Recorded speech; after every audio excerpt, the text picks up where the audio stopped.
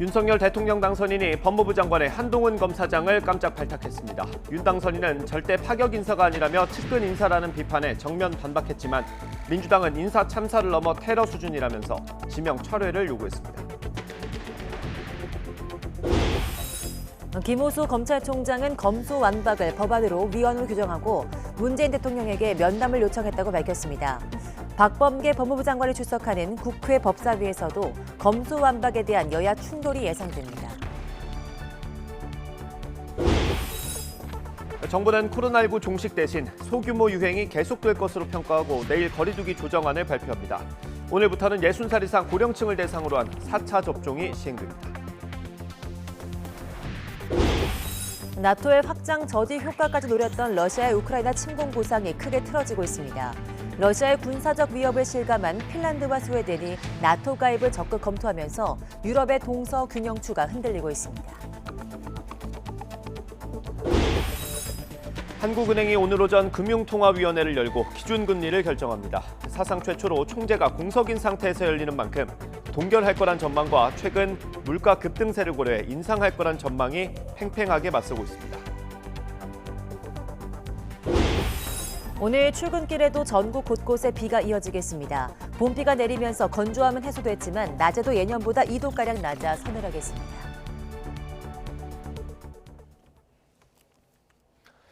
시청자 여러분 안녕하십니까? 4월 14일 굿모닝 YTN 시작합니다.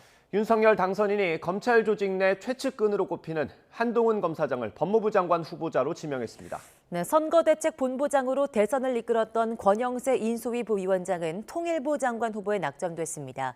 먼저 윤석열 정부 내각의 2차 인선 결과를 전해드립니다. 김태민 기자입니다.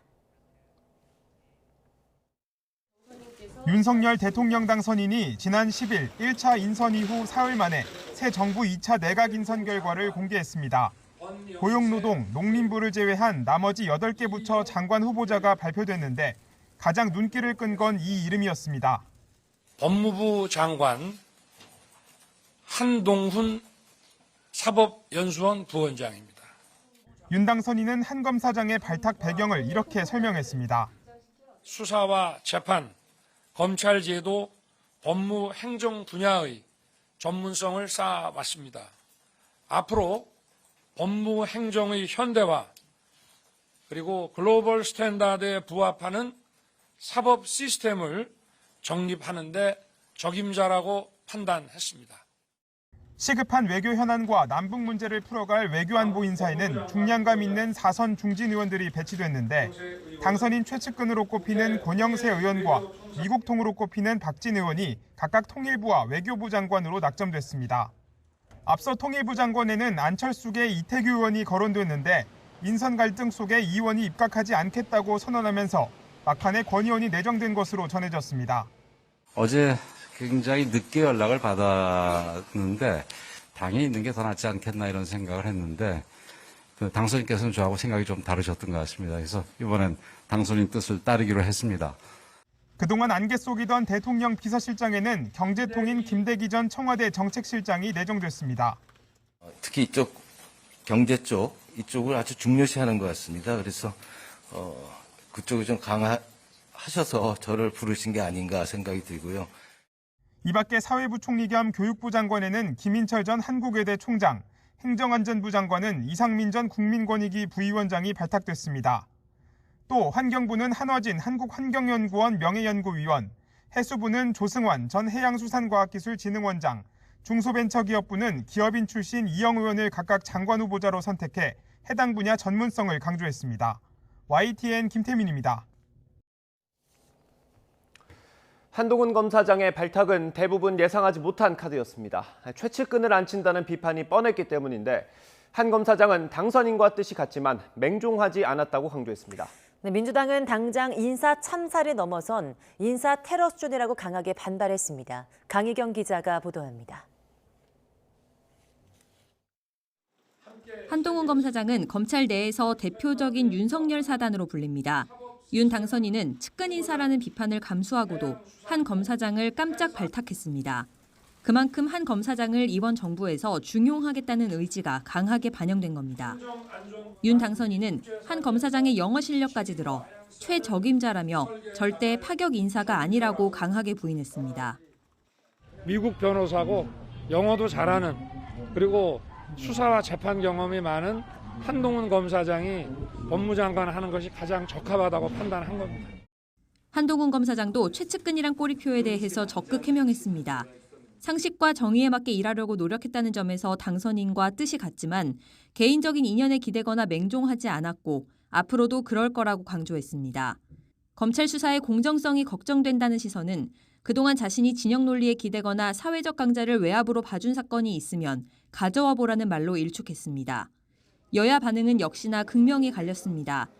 국민의힘은 통상의 기준으로 보면 예상 밖의 인사라고 인정하면서도 전문성과 능력을 보면 장관 후보자로 충분하다고 한 검사장을 감쌌습니다. 반면 더불어민주당은 상상을 초월한 대국민 인사 테러이자 노골적인 정치 보복 선언이라고 강하게 반발했습니다. 예상 밖의 인사라고 평가할 수도 있을 것 같고, 하지만 전문성이나 능력을 보면은 법무부 장관을 충분히 할 수 있는 그런 분이다. 인사 참사 정도가 아니라 대국민 인사 테러입니다. 공정이 아닌 공신을 챙겼고 상식은 내팽개에 친 채 상상을 초월했습니다. 특히 민주당에서는 야당과의 협치를 조금이라도 원한다면 지명을 즉각 철회하라고 요구하고 나선 만큼 인사청문회까지 난항이 예상됩니다. YTN 강희경입니다. 한동훈 검사장은 이른바 조국 수사를 지휘했던 대표적인 특수통 검사입니다. 현 정부 인사들과 숱한 갈등을 빚었고 김호수 검찰총장과 기수 차이도 크다는 점에서 검찰 내부도 술렁이고 있습니다. 나혜인 기자의 보도입니다. 한동훈 후보자는 평검사 때부터 공직자나 대기업 비리 같은 특별 수사에 두각을 나타냈습니다. 역시 특수통 검사 출신인 윤석열 당선인과는 국정농단 수사팀부터 줄곧 한 배를 탔습니다.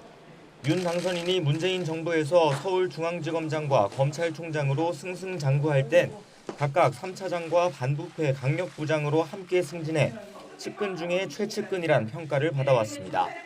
하지만 조국 수사를 계기로 연달아 좌천됐고 채널A 사건에 연루됐다가 최근 무혐의 처분을 받았지만 현 정부 인사들과의 극한 갈등은 여전히 진행형입니다. 수사지휘권이 남용된 사례가 얼마나 국민에게 해악이 큰 것이었는지에 대해서 실감하고 있습니다. 제가 장관에 취임하더라도 수사지휘권을 구체적인 사건에 대한 수사지휘권을 행사하는 일은 없을 거라고 말씀드립니다. 검찰 안팎에서도 한 후보자 지명은 그야말로 깜짝 인사라는 평가가 많습니다.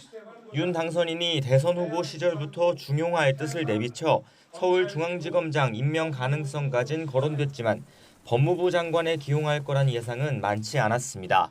무엇보다 한 후보자가 김호수 검찰총장보다 사법연수원 7기수나 후배고 이 밖에도 검사장급 이상 상당수가 한 후보자보다 선배라 파장도 예상됩니다. 과거 윤 당선인이 검찰총장에 임명될 때 5기수를 건너뛰었던 것보다 더 큰 파격이기 때문입니다. 한 후보자는 이 역시 걱정할 일이 아니라고 했습니다. 대한민국은 이미 여야 공히 20, 30대 대표를 배출한 진취적인 나라입니다. 그리고 기수 문화는 국민의 입장에서는 철저히 아주 지엽적인 겁니다. 김호수 총장도 한 후보자의 수사 경험과 능력을 추켜 세우며 업무를 수행하는 데 기수는 중요하지 않다고 선을 그었습니다. 하지만 과거 검찰은 후배가 윗자리로 올라오면 용퇴하는 문화가 있었던 만큼 간부들의 줄사퇴가 이어질 수 있다는 관측도 적지 않게 나오고 있습니다. YTN 나힌입니다. 최근 수년 동안 자신들과 각을 세웠던 한동훈 검사장이 법무부 장관에 지명되자 민주당은 검찰 수사권 폐지에 더욱 속도를 내고 있습니다. 반면 국민의힘은 문재인 대통령이 거부권을 행사해야 한다면서 청와대로 화살을 돌렸습니다. 김지환 기자가 보도합니다. 윤석열 당선인이 최측근인 한동훈 검사장을 법무부 장관 후보로 지명하자 민주당에선 격앙된 반응이 쏟아져 나왔습니다. 최악의 인사, 눈을 의심했다는 혹평에 검찰의 수사권을 폐지하자는 검수완박 입법 드라이브 요구가 한층 거세졌습니다. 새 정부에 협조하지 말고 단호히 싸워야 한다. 수사권 분리 정당성이 더욱 분명해진 만큼 검찰개혁을 위한 정의의 전쟁을 치러야 한다는 겁니다. 독수심이 불타고 있는 한 서울을 지명했다라는 것은 경악할 만한 인사 아닌가 싶습니다. 우리가 좀 했던 이 결정에 대해서 더 이걸 꼭 좀 해내야겠다라는 그런 생각들을 갖게 할 수도 있을 것 같습니다. 또 검수완박은 검찰의 정상화이지 정권의 비리 수사를 회피하려는 목적이 아니라고 비판 여론에 선을 그었습니다. 검찰 정상화는 권력기관 선진화의 시작입니다. 민주당은 70년 동안 검찰이 부당하게 누려온 특권을 국민께 돌려드리고 검찰을 똑바로 세우겠습니다. 반면 국민의힘은 한 검사장의 전문성과 능력이 법무장관 후보로 충분하다고 엄호하면서 검찰의 수사권을 폐지하면 권력형 비리 수사가 불가능해질 것이라고 반박했습니다. 현직 대통령들의 아들들을 구속 수사하는 등 대형 권력형 비리 사건을 수사한 검찰의 반부패 수사 역량과 역할을 절대 간과할 수 없습니다. 동시에 민주당의 폭주를 책임져야 하는 건 최종적으로 문재인 대통령이라고 전선을 확대했습니다. 2년 전 검경 수사권 조정안이 통과됐을 당시 문 대통령이 검찰 개혁이 완성됐다고 했다면서 국회에서 법안이 통과되더라도 문 대통령이 거부권을 행사해야 한다고 강조했습니다. 이제 문재인 대통령께서 결자 해지해야 합니다. 설령 민주당이 무리하게 국회에서 검수완박법을 처리한다고 하더라도 문 대통령께서는 거부권을 행사해야 합니다. 청와대는 그러나 지금은 국회 입법의 시간으로 여야의 검수완박 격돌에 관한 입장이 없다며 대응을 자제했습니다. 한 검사장의 법무장관 후보 지명에 따라 민주당이 검수완박 입법 고삐를 더욱 바짝 쥐고 국민의힘은 문 대통령의 책임론까지 거론하면서 신구 권력 갈등 양상까지 더해지는 등 검찰개혁 입법을 둘러싼 갈등이 더욱 증폭되고 있습니다. YTN 김지환입니다. 검찰 수사권 폐지에 반발하고 있는 김호수 검찰총장은 직접 여론전에 나서고 있습니다. 김 총장은 필사즉생의 각오로 법안을 막아내겠다고 밝혔습니다. 직접 들어보겠습니다. 4.19 혁명 이후에 헌법에는 수사의 주체를 검사만으로 규정하고 있습니다. 헌법에 위반되는 것이죠. 그것도 정면으로. 그러한 법안이 추진된다면 범죄자는 만세를 부를 것이고 범죄 피해자와 국민은 호소할 곳이 없게 됩니다. 그야말로 정의와 상식에 반하는 것입니다. 저를 비롯한 검찰 구성원들은 절대로 낙담하거나 포기하지 않겠습니다. 필사즉생의 각오로 법안이 입법이 진행되는 국회, 대통령님, 그리고 법안이 헌법에 위배되는지 여부를 판단하는 헌법재판소에 이르기까지 각 단계에 따라 모든 절차와 방안을 강구해서 최선을 다해서 호소하고 요청드리도록 하겠습니다. 김호수 검찰총장은 문재인 대통령에게 면담도 정식으로 요청했습니다. 김 총장은 대검찰청에서 기자간담회를 열어서 검경 수사권 조정 시행 1년 만에 또다시 법을 전면적으로 뜯어고치는 검찰개혁을 어떻게 생각하는지와 받아들이는지 묻고 문제점도 말씀드리고 싶다면서 이같이 밝혔습니다. 민주당이 당론으로 채택한 이른바 검수완박법을 놓고 여야가 오늘 국회 법제사법위원회에서 맞붙습니다. 국회 법사위는 오늘 오후 2시 박범계 법무부 장관이 출석한 가운데 전체 회의를 엽니다. 국민의힘은 이 자리에서 검찰에 남아있는 6대 중대범죄 수사권을 마저 떼어내는 것에 대한 입장을 박 장관에게 물을 걸로 예상됩니다. 특히 검수완박법을 현 정부의 권력형 비리를 덮기 위한 방탄법으로 규정하고 공세에 나설 걸로 보입니다. 반면 민주당은 검찰개혁의 당위성을 강조하면서 새 정부 출범 전에 관련 법을 처리하겠다는 의지를 강조할 방침입니다.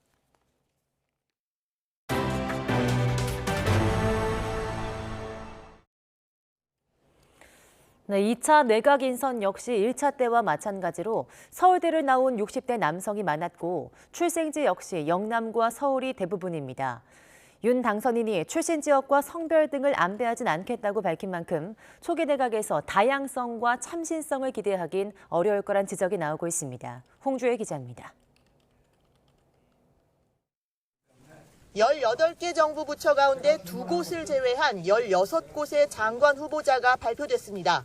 이 가운데 여성은 여가부 김현숙, 환경부 한화진, 중기부 이영 후보자까지 3명, 20%에도 못 미칩니다. 출신 대학은 서울대가 7명으로 절반에 가까운데 이 가운데 4명은 서울법대를 졸업했습니다. 출신 지역별론 영남권이 7명으로 가장 많고 서울이 4명으로 그 다음입니다. 1차 인선 때 60.5세를 기록했던 후보자들의 평균 연령은 이번에 40대 한동훈 후보자가 포함되면서 59.7세로 다소 낮아졌습니다. 하지만 절반이 넘는 9명이 60대입니다. 결과적으로 서울대를 나온 60대 남성 또는 경상도 출신 60대 남성이 대부분이라는 1차 내각 인선 때의 평가와 크게 달라진 부분은 없어 보입니다. 당선인이 부처를 가장 유능하게 맡을 적임자를 지명하는 거라며 할당이나 안배는 고려하지 않겠다고 수차례 공언한 만큼 원칙은 능력과 인품을 겸비해서 국민을 잘 모실 수 있는 인사입니다. 30대 장관이 많이 나올 거라던 후보 시절 약속은 실현되기 어렵게 됐습니다. 때문에 비슷한 배경의 인사들끼리 자리 나누기식 인선을 한다는 비판과 우리 사회의 다양한 목소리를 듣는데 어려움이 있을 거란 우려가 동시에 나오고 있습니다. YTN 홍주혜입니다. 1차 내각 발표에 이어서 윤석열 정부의 추가 인선 명단에도 이른바 안철수계는 없었습니다. 인사 갈등이 장기화할 거란 예상 속에 야권 후보 단일화 때 약속했던 공동정부 구상에도 차질이 불가피해 보입니다. 조은지 기자입니다. 내각 추가 인선에서 윤석열 당선인이 가장 먼저 발표한 건 김인철 사회부 총리 겸 교육부 장관 후보자입니다. 공정한 교육의 기회와 교육의 다양성을 설계해 나갈 적임자라고 판단했습니다. 안철수 인수위원장이 추천했다는 최진석 서강대 명예교수 대신 하마평도 없었던 깜짝 인사입니다. 국민의당 이태규 의원의 인수위원직 돌발 사퇴에 이어 인사에 조언 과정이 없었다는 안철수 위원장의 작심 발언까지 이어졌지만 지금까지 지명된 장관 후보자 16명에 끝내 안철수계는 1명도 포함되지 않은 겁니다. 윤 당선인은 누구 사람인지는 중요치 않다고 거듭 강조했습니다. 안철수계 좀 중용 가능성에 대해서는 조금 언급이 어려우실까요? 원칙을 제가 말씀드렸잖아요. 거기에 부합하면 어느 계도 상관이 없어요. 거기에 부합하지 않으면 안 되는 것이고. 안철수 위원장은 묵묵부답 말을 아꼈습니다. 몸으로 마시지 마시고. 네네네. 가실게요. 네네네. 다음부터 일정이 있어요. 네네. 대신 SNS에 호화 관사가 왜 필요하냐며 공직자 관사 실태를 철저히 살펴 불효불급한 의전은 철폐하도록 하겠다고 적었는데 당장 다주택 논란이 불거진 이종섭 국방부 장관 후보자를 겨냥했다는 해석이 나왔습니다. 안철수계에선 냉랭한 기류를 감추지 않았는데 최진석 교수는 SNS에 박근혜, 이명박 정부 때 사람들이 그대로 다 돌아왔다면서 더 나은 나라를 만들고 싶으면 새 정부 권력의 이질적인 힘인 송곳 안철수를 소중히 여겨야 한다고 적었습니다. 이처럼 인사를 둘러싼 파열음이 이어지고 있지만 한덕수 총리 후보자는 중장기적으로 통합과 협치가 반영될 거라고 수습했습니다. 안철수 위원장님과의 공동정부, 공동국정운영이라는 점이 다소 반영이 안 돼 있다면 그거는 계속 그 기조는 앞으로도 우리가 직책에 대한 후보를 선정하고 하는 과정에서 계속 검토가 될 거다. 그러나 갈등이 길어지면서 인수위 안팎에선 윤석열 정부 출범 이후 이른바 공동국정운영 역시 차질을 빚을 거라는 잿빛 전망이 힘을 얻고 있습니다. YTN 조은지입니다. 경북대병원 병원장 출신인 정호영 보건복지부 장관 후보자가 이른바 아빠 찬스 논란에 휘말렸습니다. 정 후보자가 병원 고위직에 있을 때 딸과 아들이 모두 경북대 의대에 편입했기 때문인데요. 정 후보자 측은 적법한 절차에 따랐을 뿐 부정은 없었다고 해명했습니다. 박희재 기자입니다. 2018년 경북대 의대 편입학 모집 요강입니다. 정원의 절반 이상을 대구 경북 지역의 학교 출신만 뽑는 특별 전형으로 선발한다고 돼 있습니다.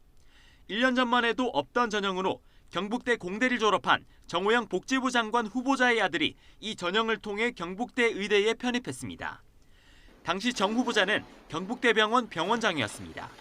아들 편입 한 해 전에는 서울대 출신인 딸이 일반 전형으로 경북대 의대 편입에 성공했고 지금은 경북대병원 레지던트로 근무하고 있습니다. 정 후보자가 병원 고위직이었던 시절 딸과 아들이 1년 간격으로 의대에 편입하면서 아빠 찬스 논란이 일고 있습니다.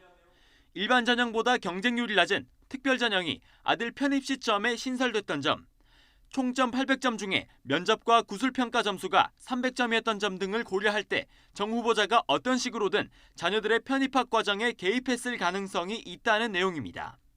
이와 관련해 복지부 인사청문 준비단은 보도자료를 내고 당시 편입 절차는 부정 없이 적법한 절차로 이뤄졌다고 해명했습니다. YTN은 정 후보자의 입장을 듣기 위해 수차례 통화를 시도했지만 받지 않았습니다. YTN 박희재입니다. 네, 한국은행이 오늘 오전 금융통화위원회를 열고 기준금리를 결정합니다. 이번 금통위는 사상 최초로 총재가 공석인 상태에서 치러지는 만큼 우선 기준금리를 지금 수준인 연 1.25%로 동결한 뒤 상황을 주시할 거란 전망이 나옵니다. 반면 최근 소비자 물가 상승률이 4%대를 기록하는 등 물가 급등세가 이어지고 있어서 기준금리 인상을 통해 물가를 관리에 나설 거란 분석도 적지 않은 상황입니다. 네, 은행권의 가계대출이 넉 달 연속으로 줄었습니다. 신용대출이 큰 폭으로 감소한 게 가장 큰 영향을 미쳤는데요. 다만 여전히 주택과 관련한 대출, 특히 전세자금 대출의 증가세는 이어지고 있습니다. 조태현 기자입니다. 우리 경제의 가장 큰 시한폭탄으로 꼽히는 가계대출. 지난해에만 해도 저금리 기조 속에 부동산 가격 폭등이 겹치면서 걷잡을 수 없이 증가하는 모습이었습니다. 하지만 대출 규제 강화에 더해 기준금리 인상이 잇따르면서 최근에는 확실히 제동이 걸린 분위기입니다. 지난달 말 기준 은행권의 가계대출 잔액은 1,059조 원으로 한 달 전보다 1조 원 감소했습니다. 지난해 12월 이후 넉 달 연속 줄었는데 이는 관련 통계를 집계한 지난 2004년 이후 처음 있는 일입니다. 모든 금융권으로 확대해도 한 달 만에 가계대출이 3조 6천억 원 줄었습니다. 지난해 한때 10%가 넘었던 증가율 역시 오랜만에 4%대로 내려왔습니다. 신용대출을 포함한 기타 대출이 큰 폭으로 줄어든 게 가장 큰 영향을 미쳤습니다. 은행권의 기타 대출은 한 달 만에 3조 원 넘게 줄었는데 역대 최대 감소폭입니다. 다만 주택과 관련한 대출은 여전한 증가세를 이어갔습니다. 특히 한 달 동안 늘어난 주택담보대출 2조 1천억 원 가운데 전세자금은 절반이 넘는 1조 2천억 원을 차지했습니다. 전세자금 대출이라던가 집단대출처럼 부동산 시장 때문에 반드시 받아야 되는 대출은 지속적으로 늘어날 가능성이 높고요. 이에 따라서 가계가 받는 전방위적인 대출의 부담은 앞으로도 지속적으로 늘어날 가능성이 커 보입니다. 각종 규제 완화 기대감과 은행의 영업 확대 등으로 가계대출 규모가 다시 커질 가능성도 있습니다. 가계대출의 안정적인 관리를 위해서라도 차기 정부가 불필요한 규제는 풀되 속도 조절을 해야 한다는 지적이 제기됩니다. YTN 조태현입니다. 퇴임이 얼마 남지 않은 홍남기 부총리 겸 기획재정부 장관이 문재인 정부 임기 동안 부동산 정책을 일관되게 추진했다고 평가했습니다. 시장 안정으로 연결하지 못해 송구하다면서도 부동산 종합대책은 28번이 아니라 그 절반 정도에 불과하다고 말했습니다. 최기성 기자입니다. 문재인 정부 마지막 부동산 관계장관 회의에 참석한 홍남기 부총리는 5년 동안 원칙을 세우고 부동산 정책을 한 방향으로 추진했다고 자평했습니다. 공급 확대, 실수요자 보호, 투기 억제라고 하는 3대 원칙하에 부동산 정책을 일관되게 추진해 왔습니다. 정책이 부동산 시장 안정으로 이어지지 못했다는 소회도 밝혔습니다. 결과적으로 부동산 시장 안정으로 연결하지 못한 점에 대해서는 다시 한번 송구하게 생각합니다. 현 정부가 발표했던 부동산 대책이 28차례에 달한다는 지적에는 사실과 다르다고 해명했습니다. 종합대책이라고 말할 수 있는 것은 그 절반 수준으로서 나머지는 사실상 이미 발표한 대책의 후속 대책 성격이라는 점을 말씀을 드리며 지난달부터 규제 완화와 개발 기대감으로 집값 상승 조짐이 보인다며 윤석열 당선인 측을 겨냥한 듯한 메시지도 내놨습니다. 강남 4구에서 매매 가격과 수급 지수가 먼저 반등하고 4월 첫째 주에 들어 서울도 보합으로 전환되었으며 이와 함께 불안 심리가 재확산되는 조짐도 있는 상황입니다. 임대차 3법과 관련해선 긍정적 효과에도 불구하고 일부 문제가 제기돼 정책 보완 노력을 했다면서 차기 정부에서 제도 안착이 이뤄지길 기대한다고 밝혔습니다. YTN 최기성입니다.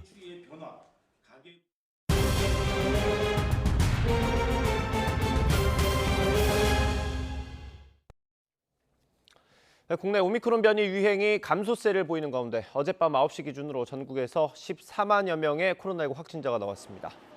어제 0시부터 밤 9시까지 전국에서 코로나19 확진 판정을 받은 사람은 모두 14만 4,512명으로 집계됐습니다. 전날 같은 시간대보다 4만 7천여 명, 일주일 전보다는 7만 5천여 명이 적은 수준입니다. 코로나19 사태로 우울감이나 불안감을 느끼는 학생들이 증가한 걸로 나타났습니다. 학업 스트레스가 늘었다는 학생도 10명 가운데 4명이 넘었고 친구나 선생님과의 관계가 멀어졌다는 학생도 많았습니다. 신현준 기자가 보도합니다. 2년 넘게 계속된 코로나19는 학생들의 학교 생활에 커다란 변화를 가져왔습니다.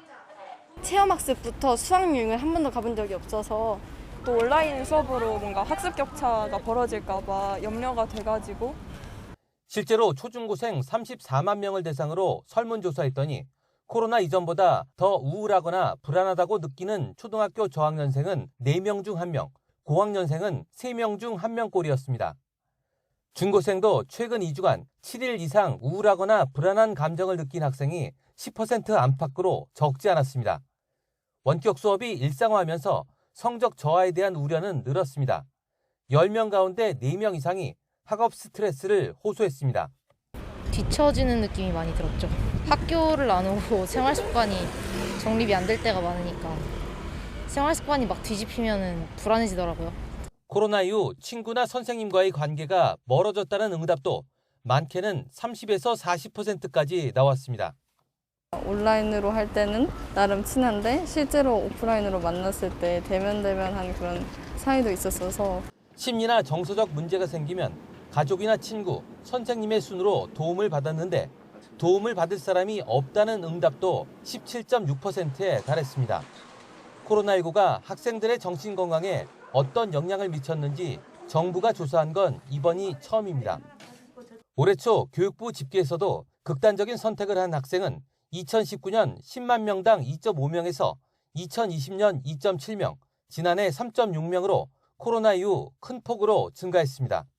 소아 청소년기에 이렇게 정서적 결손을 겪게 되면 그 결손을 제때 적절하게 조치를 받고 치료받지 못하면 아이들이 성인이 되었을 때 감당하기 어려운 고통을 겪을 수도 있다. 교육부는 학생들의 코로나 블루 극복을 위해 체육과 예술 같은 신체 활동 프로그램을 늘리고 심리 상담과 정서 지원도 더 강화하기로 했습니다. YTN 신현주입니다. 보리스 존슨 영국 총리가 코로나19 봉쇄 기간 중에 관저에서 생일 파티를 연 것과 관련해 영국 경찰이 범칙금을 부과했습니다. 방역 규정을 위반하지 않았다며 혐의를 부인하던 존슨 총리는 범칙금을 바로 내고 사과했지만 내로남불을 지적하며 사임을 요구하는 목소리가 높습니다. 이동원 기자가 보도합니다.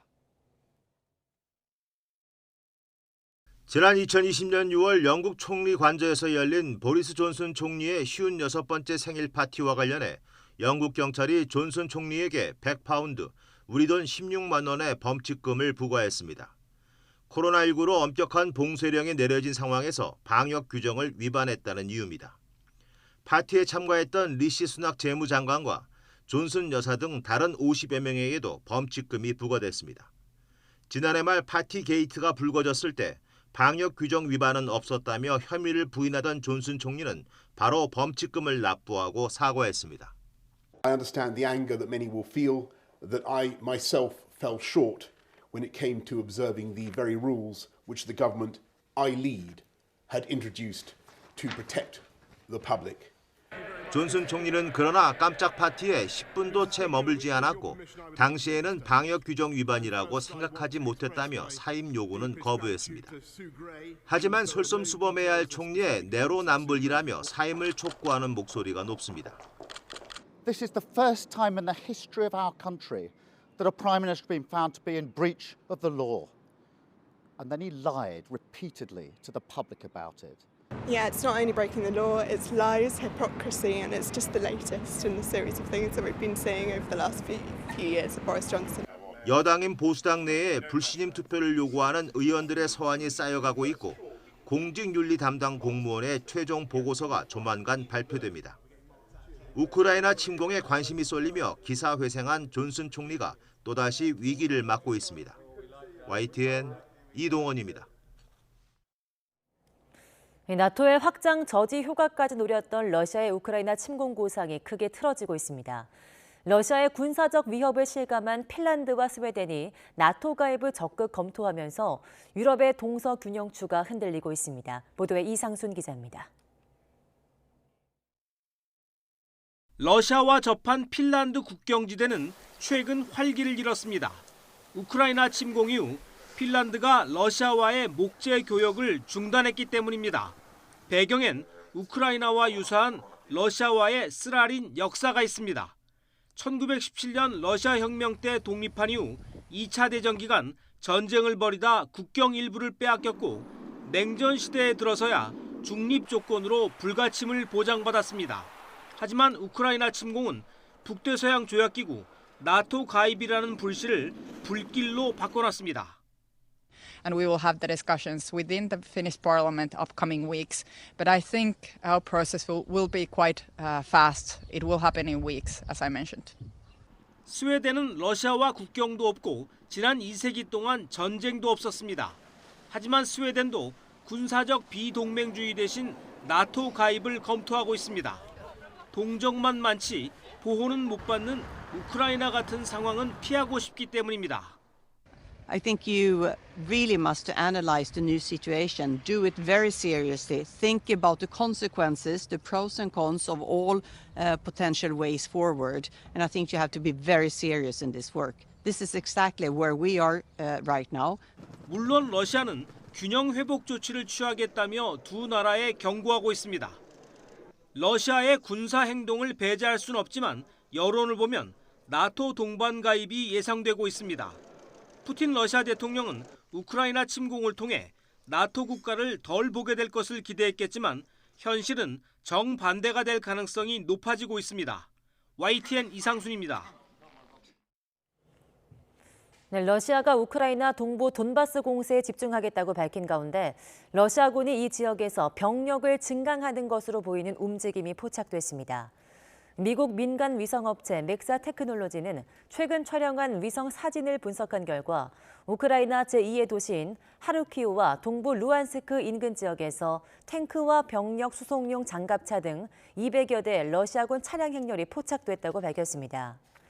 또 우크라이나와 가까운 러시아 영토 내에서도 러시아의 병력 증강이 포착됐으며 일부 지역은 우크라이나 국경과 불과 8km 거리라고 덧붙였습니다. 네, 우크라이나 남부 도시 마리우폴에서 1,000명 이상의 우크라이나 군인들이 항복해 포로가 됐다고 러시아 국방부가 주장했습니다. 이고리 코나셴코프 러시아 국방부 대변인은 브리핑에서 마리우폴의 일리치 제철단지 구역에서 도네츠크 인민공화국 군대와 러시아군의 성공적 공격으로 우크라이나 제36 해병여단 소속 군인 1,000여 명이 무기를 내려놓고 포로가 됐다고 밝혔습니다. 이어 항복한 군인 중에는 162명의 장교와 47명의 여군도 포함됐다고 덧붙였습니다. 네, 우크라이나의 볼로드미르 젤렌스키 대통령은 러시아군이 계속해서 백린탄을 사용하고 있다고 주장했습니다. 젤렌스키 대통령은 에스토니아 의회에서 화상 연설을 통해 러시아는 우크라이나에 백린탄을 사용하고 있다며 민간인을 겨냥한 명백한 테러라고 말했습니다. 백린탄은 가연성이 매우 강해서 백린 파편을 타격 지점 주변에 광범위하게 뿌리는 화학무기로 살상용으로 사용할 때 전쟁 범죄의 논란이 뒤따릅니다. 젤렌스키 대통령은 그러나 러시아의 백린탄 사용과 관련한 증거는 제시하지 않았습니다. 네, 미국 뉴욕 지하철 총격 사건의 용의자가 붙잡혔습니다. AP통신은 현지 시간 13일 수사당국 관계자를 인용해서 용의자 62살 프랭크 제임스가 맨해튼에서 체포됐다고 보도했습니다. 이 관계자는 더 이상의 정보를 공개하진 않았습니다. 앞서 수사당국은 뉴욕 지하철에서 총을 난사해 20여 명을 다치게 한 용의자로 프랭크 제임스를 특정하고 현상금 5만 달러, 우리 돈으로 6천만 원을 내걸었습니다. 민주노총이 서울도심에서 대규모 집회와 결의대회를 열었습니다. 민주노총은 윤석열 당선인에게 반노동 폭주를 중단하고 질 좋은 일자리를 보장해달라고 촉구했습니다. 직접 들어보겠습니다. 저들은 철저하게 노동을 외면하고 노동자들을 밟고 기업의 이윤을, 자본의 성장을 도모하고 있습니다. 윤석열 당선자가 재벌과 손을 잡겠다면 우리는 2,500만 노동자들과 손을 맞잡읍시다. 재벌 주도의 산업 전환은 자본가들에게 무한 이윤을 가져다 줄 것이고 우리 노동자들에게는 저임금, 장시간 노동과 실업으로 그렇게 다가올 것입니다. 장애인 단체가 지난 20대 대선 당시 장애인들의 투표 참여가 제대로 보장되지 않았다며 중앙선거관리위원회에 대책 마련을 요구했습니다. 전국 장애인 부모연대를 비롯한 관련 단체들은 어제 오전 중앙선관위 과천청사 앞에서 기자회견을 열고 지난 대선 때 현장 선관위 직원들의 지침 미숙지 등으로 장애인들이 투표에 참여하지 못한 사례가 많았다고 주장했습니다. 이들이 집계한 사례는 모두 63건으로 시각장애인 유권자가 선관위 관계자의 저지로 활동지원사의 투표 보조를 받지 못한 경우와 뇌병변 장애인 유권자의 밴드형 기표 연구 요청이 거절당한 경우 등이 포함됐습니다. 어제 오후 3시 50분쯤 부산 화명동에 있는 아파트 13층 가정집 현관에서 충전하던 킥보드에 불이 나면서 20여 분 만에 꺼졌습니다. 이 불로 50대 여성과 10대 여성 아파트 주민이 연기를 마셔 병원으로 옮겨졌습니다. 어제 오후 2시 반쯤 서울 시흥동 주상복합 건물에서 강풍에 외장재가 떨어져 나갔습니다. 건물 5층에서 13층까지 130제곱미터 규모의 스티로폼 외장재가 추락해 차량 한 대가 파손됐지만 인명피해는 없는 걸로 파악됐습니다. 어제 오후 2시 50분쯤 인천 남동구에 있는 알루미늄 공장에서 집진기 폭발로 불이 났습니다. 집진기가 잇따라 폭발하면서 소방당국이 진화에 어려움을 겪었고 1시간 40여 분 만에 큰 불길이 잡혔습니다. 내부에 있던 직원 3명은 대피해서 다친 사람은 없었습니다. 오늘도 전국적으로 흐린 날씨가 이어지면서 오전까지 곳곳에서 비가 내리겠습니다. 출근길 우산 챙기셔야겠는데요. 낮 동안에도 흐린 날씨 속에 기온이 크게 오르지 못하고 서늘함이 감돌겠습니다. 오늘 서울의 한낮 기온은 16도로 예년 기온을 2도가량 밑돌겠습니다. 들쑥날쑥한 기온 변화에 건강 상하지 않도록 각별히 유의하시기 바랍니다. 자세한 레이더 화면부터 보겠습니다. 현재 중부와 남해안, 제주도를 중심으로 약하게 비가 내리고 있는데요. 비는 오전 중에 대부분 그치겠지만 제주도는 밤까지 이어지는 곳이 있겠습니다. 예상되는 비의 양은 앞으로 제주도에 최고 40mm로 봄비치고 제법 많은 양의 비가 내리겠고 여기에 바람도 무척 강하게 불겠습니다. 또 그 밖에 경기 남부와 강원, 충청과 경북 그리고 남해안에도 5에서 10mm의 비가 예상되고요. 서울 등 중북부 지방과 일부 남부 지방에도 빗방울이 떨어지는 곳이 있겠습니다. 현재 기온 살펴보겠습니다. 서울 12.1도, 대전 8.8도, 광주는 12.6도로 출발하고 있습니다. 낮 동안에는 어제와 비슷한 기온을 보이면서 서늘함이 감돌겠습니다. 오늘 낮 기온 서울 16도, 대전 17도, 대구와 부산 14도, 광주는 21도가 예상됩니다.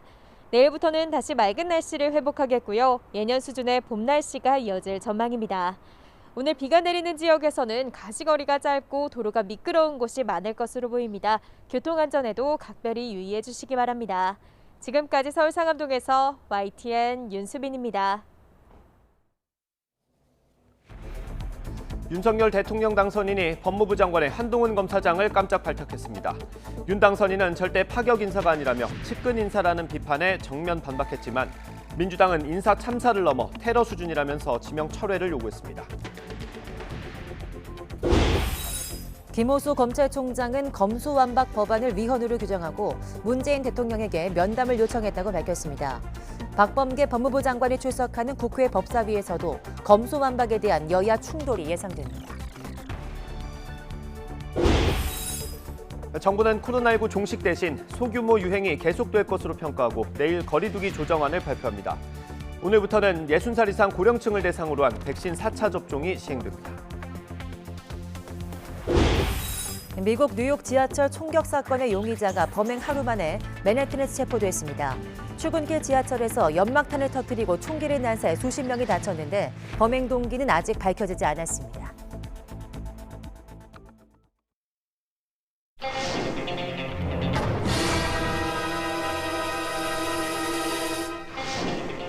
법무부 장관 한동훈 사법연수원 부원장.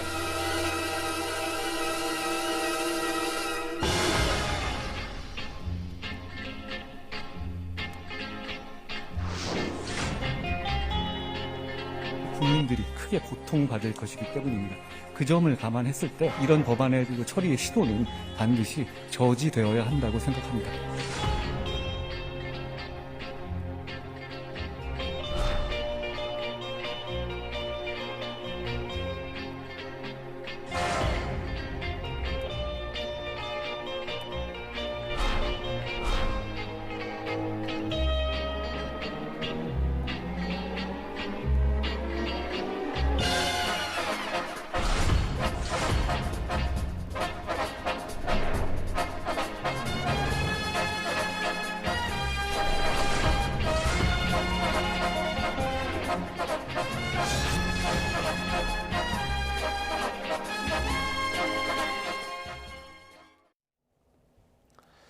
윤석열 당선인은 한동훈 법무부 장관 후보자 발탁이 절대 파격 인사가 아니라고 밝혔습니다. 윤 당선인은 2차 내각 인선을 발표한 기자회견에서 한 후보자가 법 집행 분야뿐 아니라 법무행정과 여러 검찰 기획 업무를 통해 법무행정을 담당할 최적임자라고 판단했다며 이같이 말했습니다. 또 유창한 영어 실력으로 다양한 국제 업무 경험을 갖고 있고 이에 따라 법무행정의 현대화와 글로벌 기준에 맞는 사법제도를 정비해 나가는 데에도 적임자라고 판단했다고 설명했습니다. 한동훈 후보자는 검찰 수사권이 폐지되면 국민이 고통받을 거라면서 법안 추진을 반드시 막아야 한다고 밝혔습니다. 사법연수원 27기인 한 후보가 취임하면 검찰의 연수화가 심해진다는 질문에는 나이나 경력 때문에 장관직을 수행하지 못할 나라는 아니라고 답했습니다. 직접 들어보시죠. 그 이유는 자명합니다. 이 법안이 통과되면 국민들이 크게 고통받을 것이기 때문입니다. 그 점을 감안했을 때 이런 법안의 처리의 시도는 반드시 저지되어야 한다고 생각합니다. 대한민국은 이미 여야 공히 20, 30대 대표를 배출한 진취적인 나라입니다. 제가 지금 거의 50이 됐고 그리고 공직 생활에서 이 분야에서만 20년 넘게 근무를 했습니다. 이런 정도 경력을 가진 사람이 나이나 경력 때문에 장관직을 수행하지 못할 만한 나라는 아니라고 생각하고요. 지난 박범계 장관, 추미애 장관 시절에 있어서 수사지휘권이 남용된 사례가 얼마나 국민에게 해악이 큰 것이었는지에 대해서 실감하고 있습니다. 제가 장관에 취임하더라도 수사지휘권을 구체적인 사건에 대한 수사지휘권을 행사하는 일은 없을 거라고 말씀드립니다. 네, 법무부 장관 후보자의 한동훈 검사장이 지명되면서 상당한 파장이 예상됩니다. 국민의힘은 일단 엄호 모드에 들어갔는데요. 당내에서도 공개적으로 비판하는 목소리가 나왔습니다. 화면으로 보겠습니다. 네, 한동훈 검사장의 발탁은 철저히 보안에 붙여졌던 걸로 보입니다. 윤석열 당선인의 최측근으로 분류되고 청문정국을 이끄는 권성동 원내대표도 당일 아침에야 확인했다고 말했습니다. 그러면서 기수문화가 있는 검찰의 기준으로 보면 예상 바뀌지만 능력은 충분하다고 했습니다. 서울중앙지검장이나 검찰총장 임명을 반대했던 민주당의 요구가 일부 수용된 것 아니냐고도 주장했습니다. 지금 한 3년 동안 소위 그 정치검찰로 인한 피해를 본 사람이 한동훈 검사장이고요. 또 민주당이 한동훈 검사장에 대해서 서울중앙지검장이나 검찰총장 임명은 공개적으로 반대를 했습니다. 그래서 본인들이 요구하는 조건을 다 수용해서 법무부 장관을 임명했는데 그걸 갖고 반대한다 그런다면은 네, 일단 공식적으로는 한동훈 후보자가 정치적 중립성이 훼손된 검찰을 정상화할 인물이고 형사사법제도의 선진화를 이뤄낼 거라면서 윤석열 당선인 결단에 힘을 싣는 모습입니다. 하지만 반대 목소리도 있습니다. 이재호 국민의힘 상임고문은 적절하지도 않고 무리한 인사라고 비판했습니다. 그러면 법무부, 검찰, 사법체계를 대통령 자기 휘하에 두겠다는 이야기밖에 안 들리잖아요. 반대파들이 민주당들이 그 청문회에 통과시켜 주겠어요? 또 문재인 정부를 핑계로 인사청문회 과정을 무력화한다면 정권을 교체하는 의미가 없는 거라고도 지적했습니다.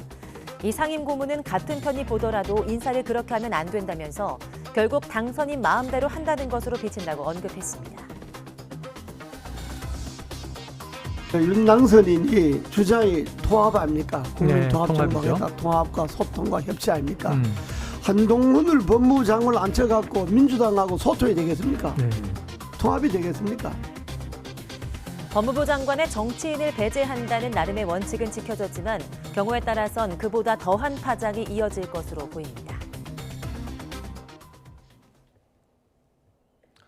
네, 검찰 수사권 폐지에 반발하고 있는 김호수 검찰총장은 여론전을 펴고 있습니다. 김 총장은 검수완박 법안을 위헌으로 규정하고 문재인 대통령에게 공개적으로 면담도 요청했습니다. 검찰 내부에선 검수완박 법안 추진에 항의하는 차원에서 중간 간부가 사의를 표명하는 등 내부 동요가 계속되고 있습니다. 손효정 기자입니다. 더불어민주당이 검찰 수사권 폐지 법안 추진을 당론으로 채택한 다음 날 김호수 검찰총장이 기자 간담회를 자청했습니다. 취임 이후 첫 기자 간담회로 40분가량 기자들 앞에 서서 직접 검수완박 법안의 부당성을 강조했습니다. 특히 검사의 영장 청구권을 규정하고 있는 헌법 12조 3항이 검찰의 수사권을 전제한 것이라며 이를 박탈하는 법안은 위헌이라고 규정했습니다. 영장 청구권은 당연히 수사권을 전제로 합니다. 검사에 대해서 수사를 못하게 하는 법안이 있다면 그거는 당연히 위헌이라고 생각합니다. 민주당을 겨냥한 작심 발언 수위는 더 거세졌습니다. 지난해 시행된 검경 수사권 조정에 안착을 당부했던 문재인 대통령에게도 책임을 물을 거냐고 반문하며 왜 군사작전 하듯 법안 처리 시한을 정해놓은 건지 이해할 수도 받아들일 수도 없다고 말했습니다. 김 총장은 문재인 대통령에게 정식으로 면담을 요청한 사실도 공개했는데 사실상 문 대통령에게 직접 사퇴 해결을 요청하겠다는 의도로 읽힙니다. 앞서 출근길에선 만약 법안이 통과될 경우 대통령에게 거부권 행사를 건의하고 또 법안이 공포될 경우엔 헌법 소원도 내겠다는 뜻도 시사했습니다.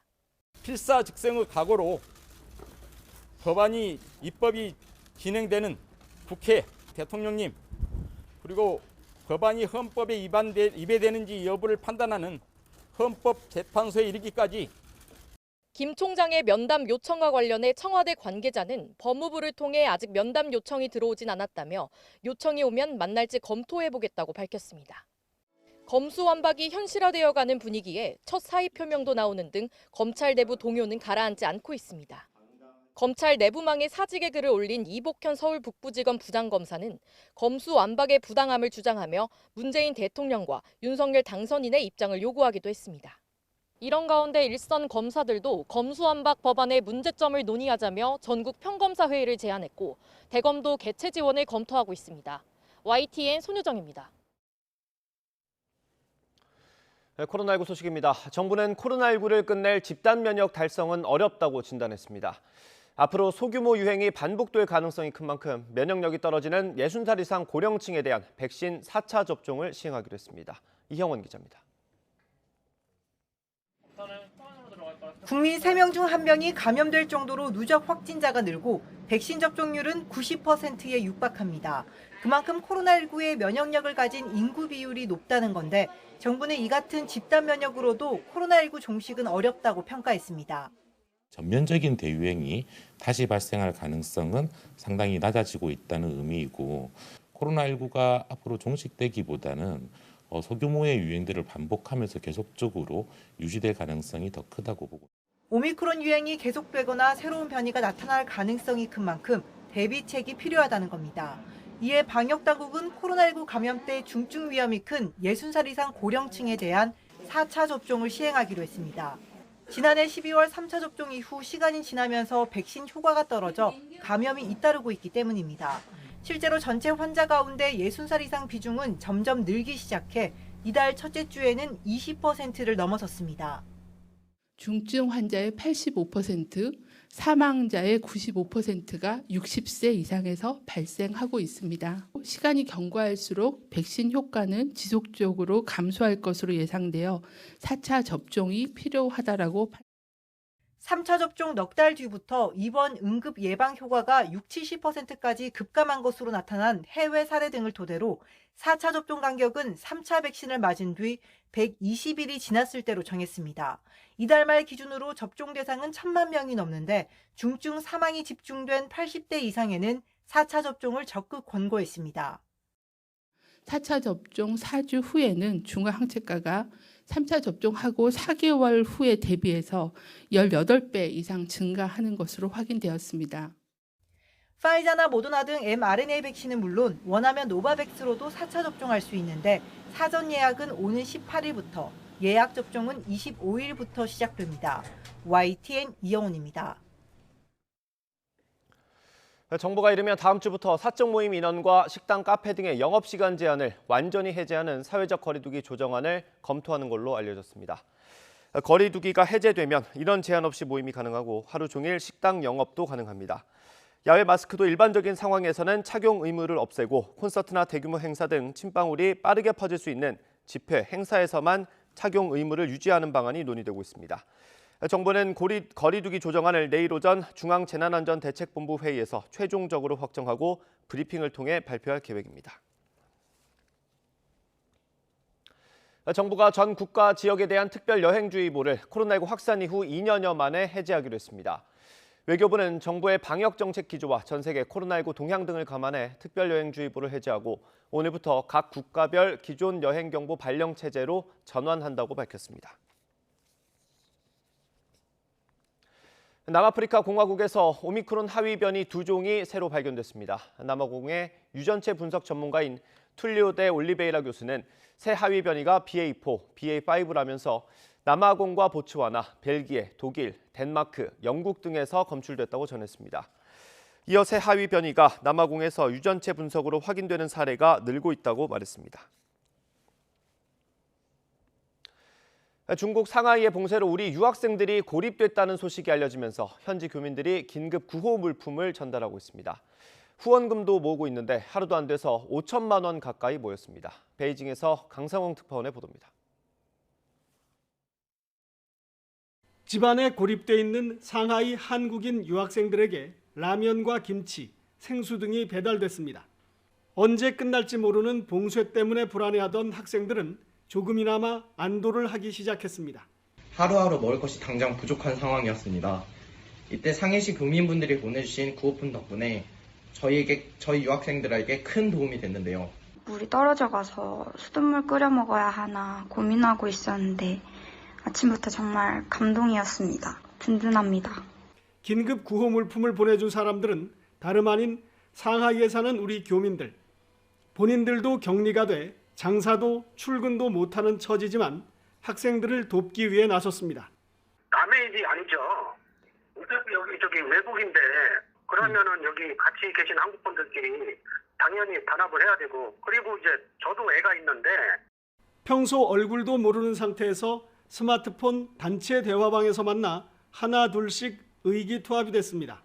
갑자기 10배 이상 뛴 배달 비용을 마련하기 위해 단체 대화방에서 모금도 시작했습니다. 만 하루도 채 안 돼 5천만 원 가까이 모였는데 금액이 한도를 초과해 자동 중단됐습니다. 돈이 갑자기 단시간에 너무 많이 들어오니까 위챗이란 정부 자동 시스템에서 경고가 왔거든요. 이런 활동이 가능해진 건 상하이 당국이 봉쇄를 조금 완화했기 때문입니다.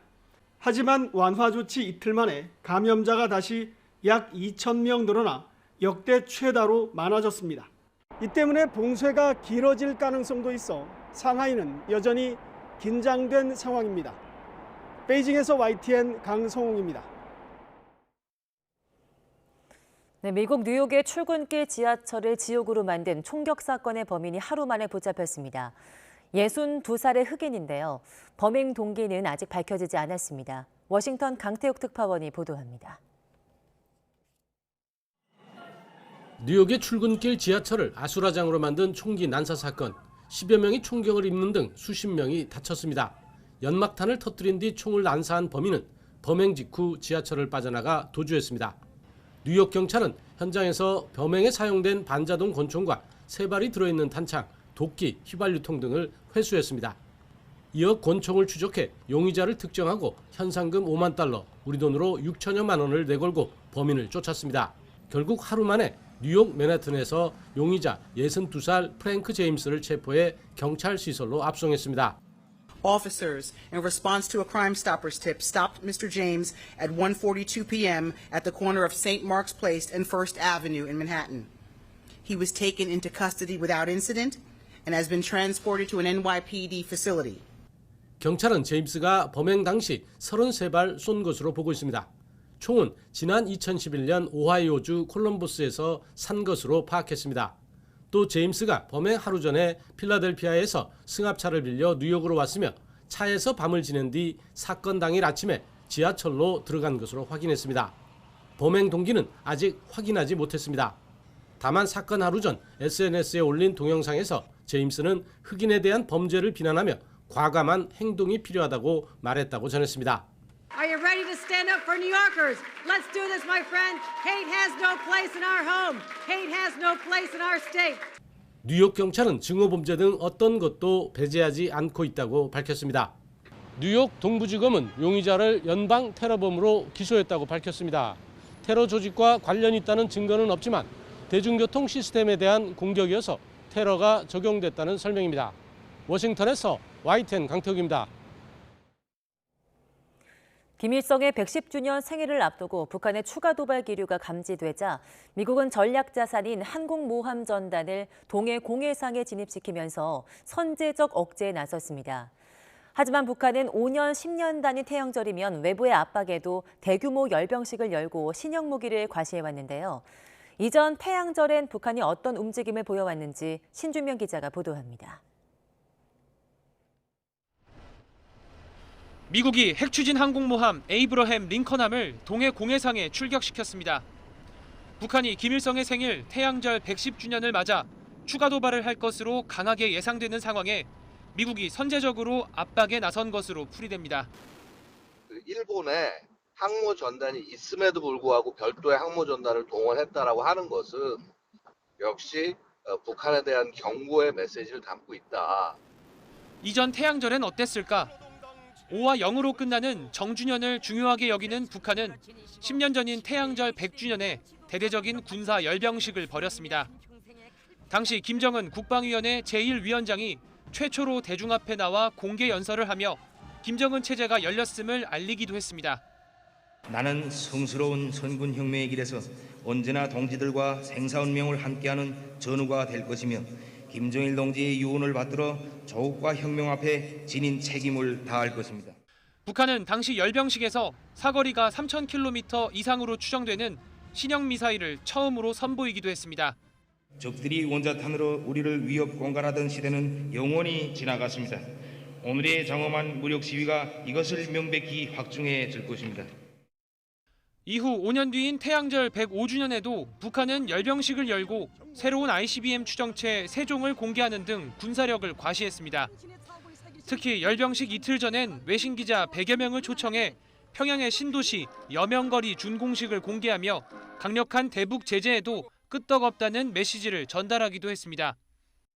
태양절을 더욱 환희롭게 장식하는 경축의 축포성입니다.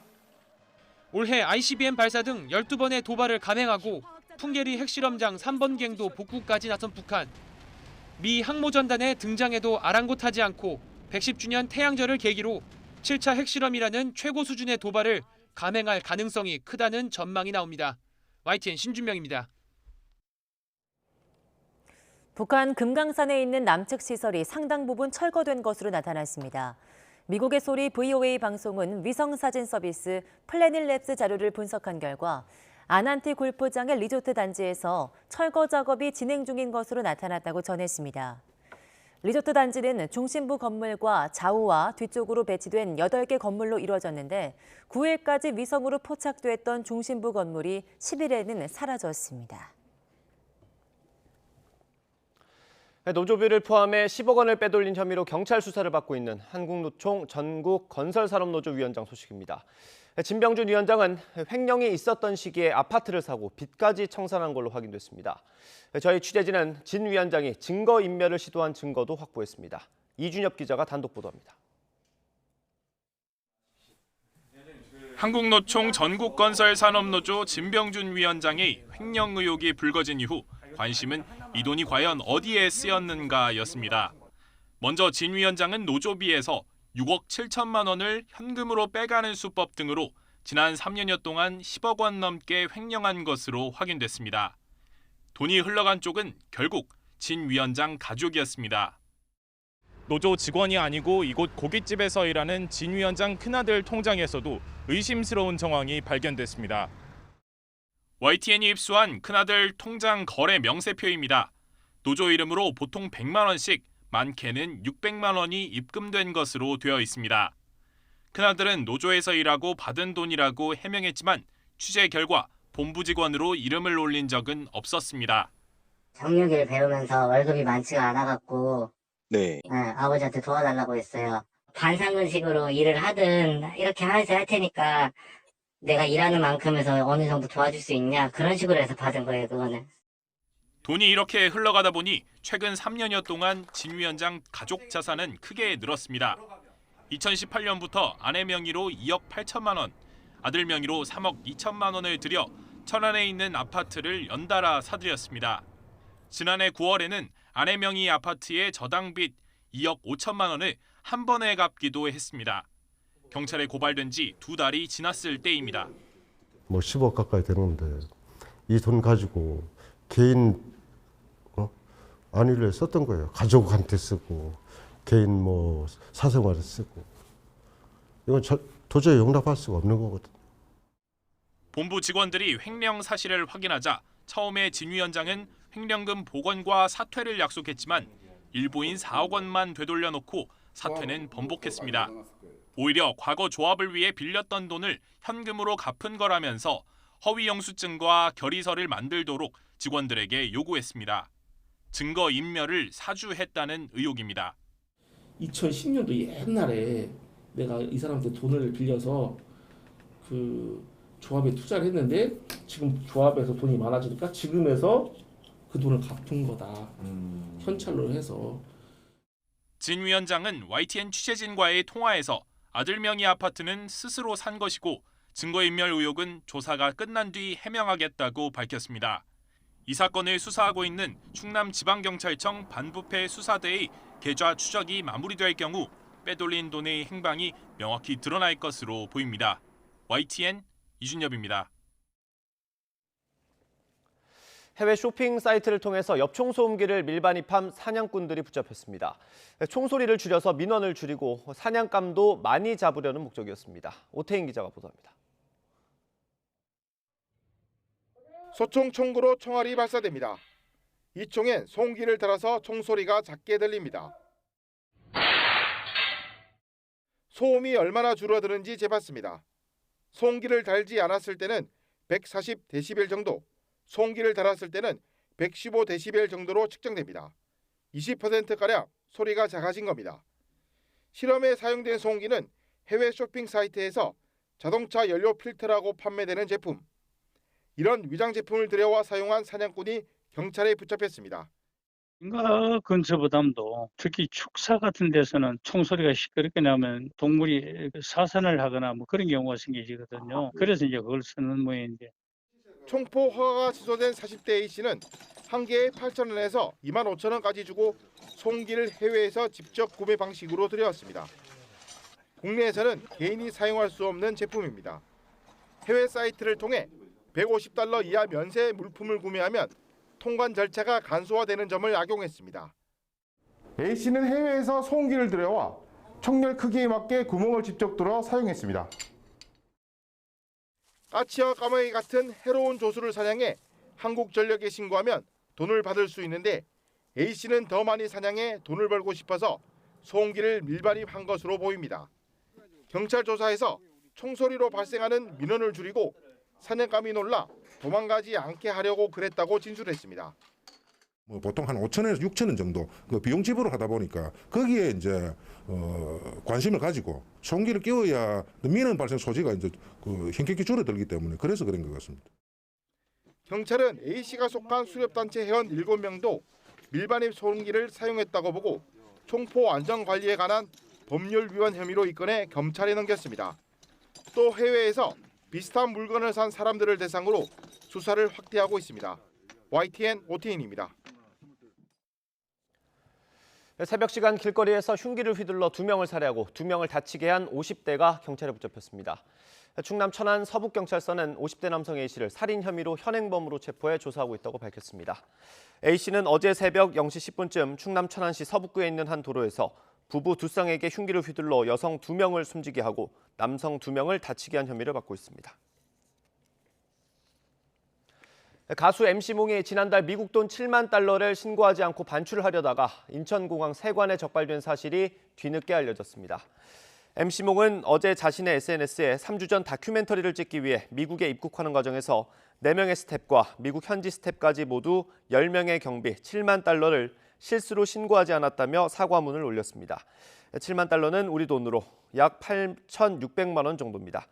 MC몽은 실수와 무지를 인정한다며 사과한다는 뜻을 밝혔습니다. 뿌리 깊은 남성 중심 문화 속에 일하는 일본 여성 의원들 역시 차별과 성희롱 등의 피해에서 예외가 아닙니다. 여성의 정치 참여에 장애가 되는 이런 피해를 줄이기 위해서 일본 정부가 동영상을 만들었는데요. 도쿄에서 이경아 특파원이 보도합니다. 子育て支援の充実は喫緊の課題です。かわいいね。美しすぎる議員、頑張れ! 연단에 선 여성 의원에게 부적절한 발언을 서슴지 않는 동료. 선거 유세 중 원치 않는 신체 접촉을 당하는 경우도 있습니다. 지방의회 여성 의원들이 겪은 사례를 드라마로 재구성한 동영상입니다. 일본 정부가 지방의원을 대상으로 실시한 조사에서 60% 가까운 여성이 성희롱 등 괴롭힘을 당한 것으로 나타났습니다. 이뿐 아니라 여성에 대한 낡은 인식이 말과 행동에 여과 없이 드러나기도 합니다. 여성이 많으면 회의에 시간이 걸린다는 비하 발언으로 도쿄올림픽 조직위원장에서 물러난 모리 전 총리가 대표적입니다. 지난해 10월 중의원 선거 결과 당선된 여성은 전체의 10%에도 못 미쳤습니다. 세계 190개국 중 168위 수준입니다. 뿌리 깊은 성차별과 성희롱 등이 여성의 정치 참여를 막는 한 원인으로 꼽히고 있습니다. 今でも思い出すとゾッとするのはもう体中を触られたことですかね。その当時だけはほとんど思ったことないんですけど男になりたかったですね. 노다 장관은 동영상을 만들기 위해 모은 성희롱 등의 사례가 1,300건을 넘었다고 밝혔습니다. 일본 정부는 피해 예방을 위해 이 자료를 앞으로 국회와 지방의회 연수 등에 활용할 방침입니다. 도쿄에서 YTN 이경아입니다. 기후온난화로 한반도가 점점 아열대 기후로 변하고 있는데요. 이 때문에 가까운 미래에는 우리가 자주 먹는 과일들의 특산지 지도도 바뀔 수 있다고 합니다. 김민성 기자가 보도합니다. 전북 익산에서 감귤 농사를 짓는 최근호 씨. 5년 만에 훌쩍 자란 나무들 덕에 소득도 조금씩 늘고 있습니다. 비록 온실 아니긴 해도 제주도가 아닌 곳에서 주황빛 열매가 연글 수 있게 된 겁니다. 저희가 5년째인데 한 1년 정도만 난방을 하고요.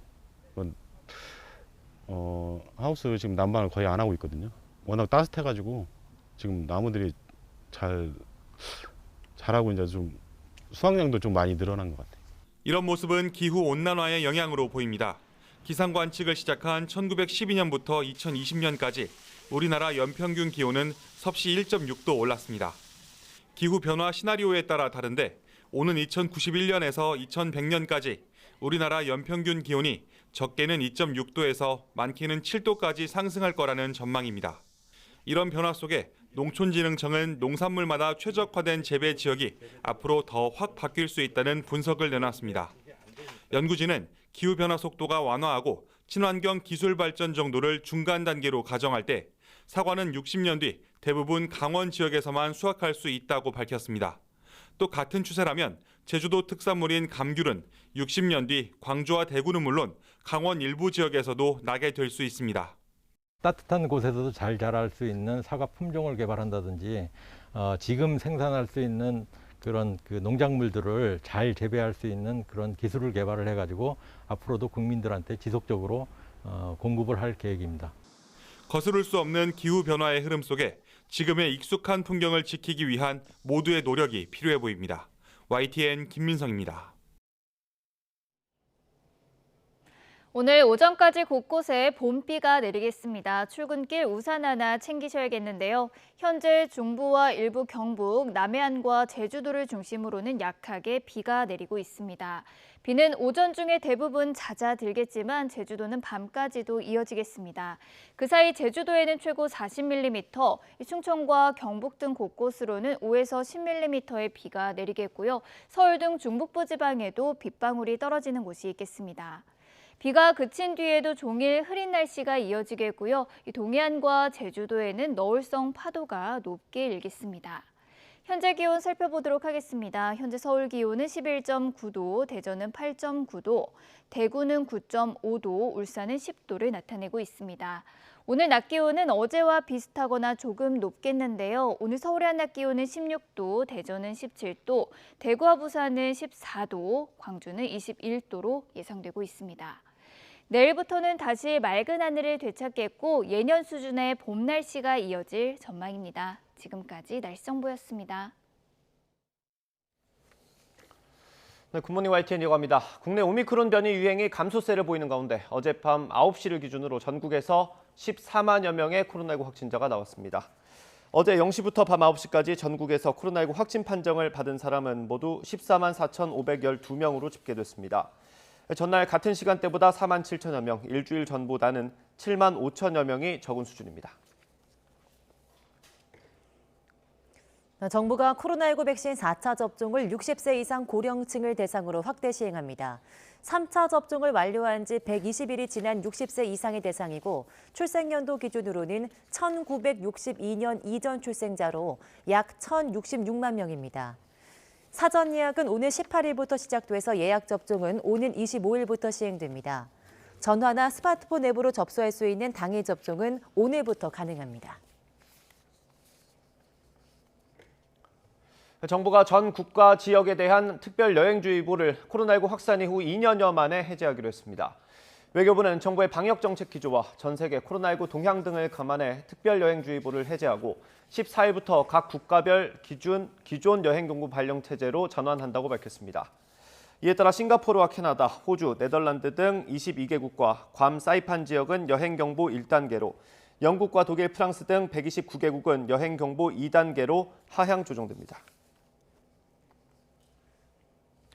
미국이 대중교통을 이용할 때 적용하는 마스크 의무화를 또 한 번 연장했습니다. 세계보건기구 WHO도 코로나19에 대한 국제적 공중보건 비상사태를 유지하기로 했습니다. 김선희 기자입니다. 미국이 항공기와 버스 등 대중교통에 적용하는 마스크 의무화를 또 연장했습니다. 당초 오는 18일 끝날 예정이었지만 다음 달 3일까지 보름 더 늘렸습니다. 오미크론의 하위 변이 BA2가 다시 증가하면서 미 질병통제예방센터 CDC가 조치를 내린 겁니다. 그동안 미국의 코로나19 확진자 수는 계속 감소세를 보여왔지만 최근 다시 늘고 있습니다. 지난 10일 기준 일주일간의 하루 평균 신규 확진자는 3만 1천여 명으로 2주 전보다 3% 늘며 증가세로 돌아섰습니다. 사정이 이렇다 보니 대중교통뿐 아니라 실내 마스크 의무화 조치도 복원되는 추세입니다. 필라델피아와 워싱턴 DC 등 대형 도시를 중심으로 마스크를 다시 착용하고 있습니다. We hope that by having folks masked up whenever they're in public indoor spaces, we can get ahead of the wave and keep it from reaching a peak like we saw in January with the Omicron variant. 세계보건기구 WHO는 코로나19에 대해 국제적 공중보건 비상사태를 계속 유지하기로 했습니다. WHO 사무총장은 코로나19 사망자가 최저치를 기록했지만 방심할 때가 아니라고 강조했습니다. 특히 일부 국가의 경우 여전히 감염자 급증과 보건 시스템의 압박을 받고 있다며 코로나19 조치 완화에 우려를 나타냈습니다. 앤서니 파우치 국립알레르기 전염병 연구소 소장도 앞으로 확진자가 조금씩 증가할 것이라며 올가을 지난 2년 동안과 비슷한 확산이 있을 것이라고 경고했습니다. YTN 김선입니다.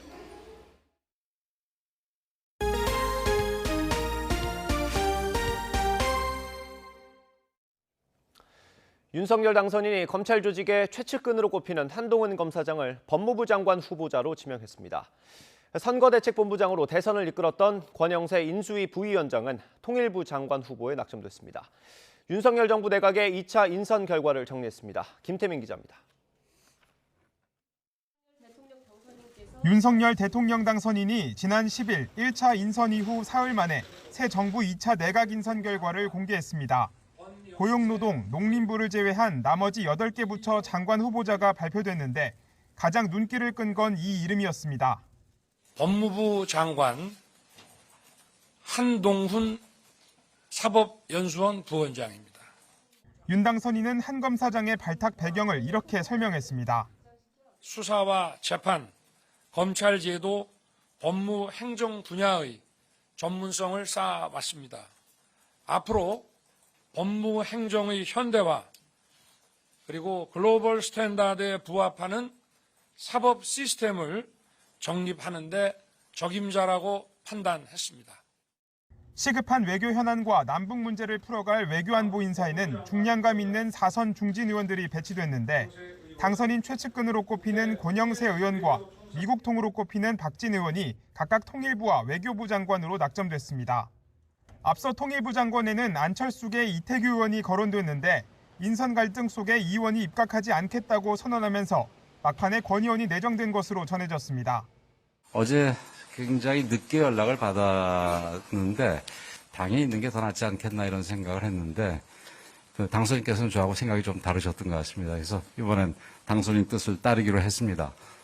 그동안 안개 속이던 대통령 비서실장에는 경제통인 김대기 전 청와대 정책실장이 내정됐습니다. 특히 이쪽 경제 쪽 이쪽을 아주 중요시하는 것 같습니다. 그래서 그쪽이 좀 강하셔서 저를 부르신 게 아닌가 생각이 들고요. 이 밖에 사회부총리 겸 교육부 장관에는 김인철 전 한국외대 총장, 행정안전부 장관은 이상민 전 국민권익위 부위원장이 발탁됐습니다. 또 환경부는 한화진 한국환경연구원 명예연구위원, 해수부는 조승환 전 해양수산과학기술진흥원장, 중소벤처기업부는 기업인 출신 이영 의원을 각각 장관 후보자로 선택해 해당 분야 전문성을 강조했습니다. YTN 김태민입니다. 한동훈 검사장은 이른바 조국 수사를 지휘했던 대표적인 특수통 검사입니다. 현 정부 인사들과 숱한 갈등을 빚었고 김호수 검찰총장과 기수 차이도 크다는 점에서 검찰 내부도 술렁이고 있습니다. 나혜인 기자의 보도입니다. 한동훈 후보자는 평검사 때부터 공직자나 대기업 비리 같은 특별 수사에 두각을 나타냈습니다.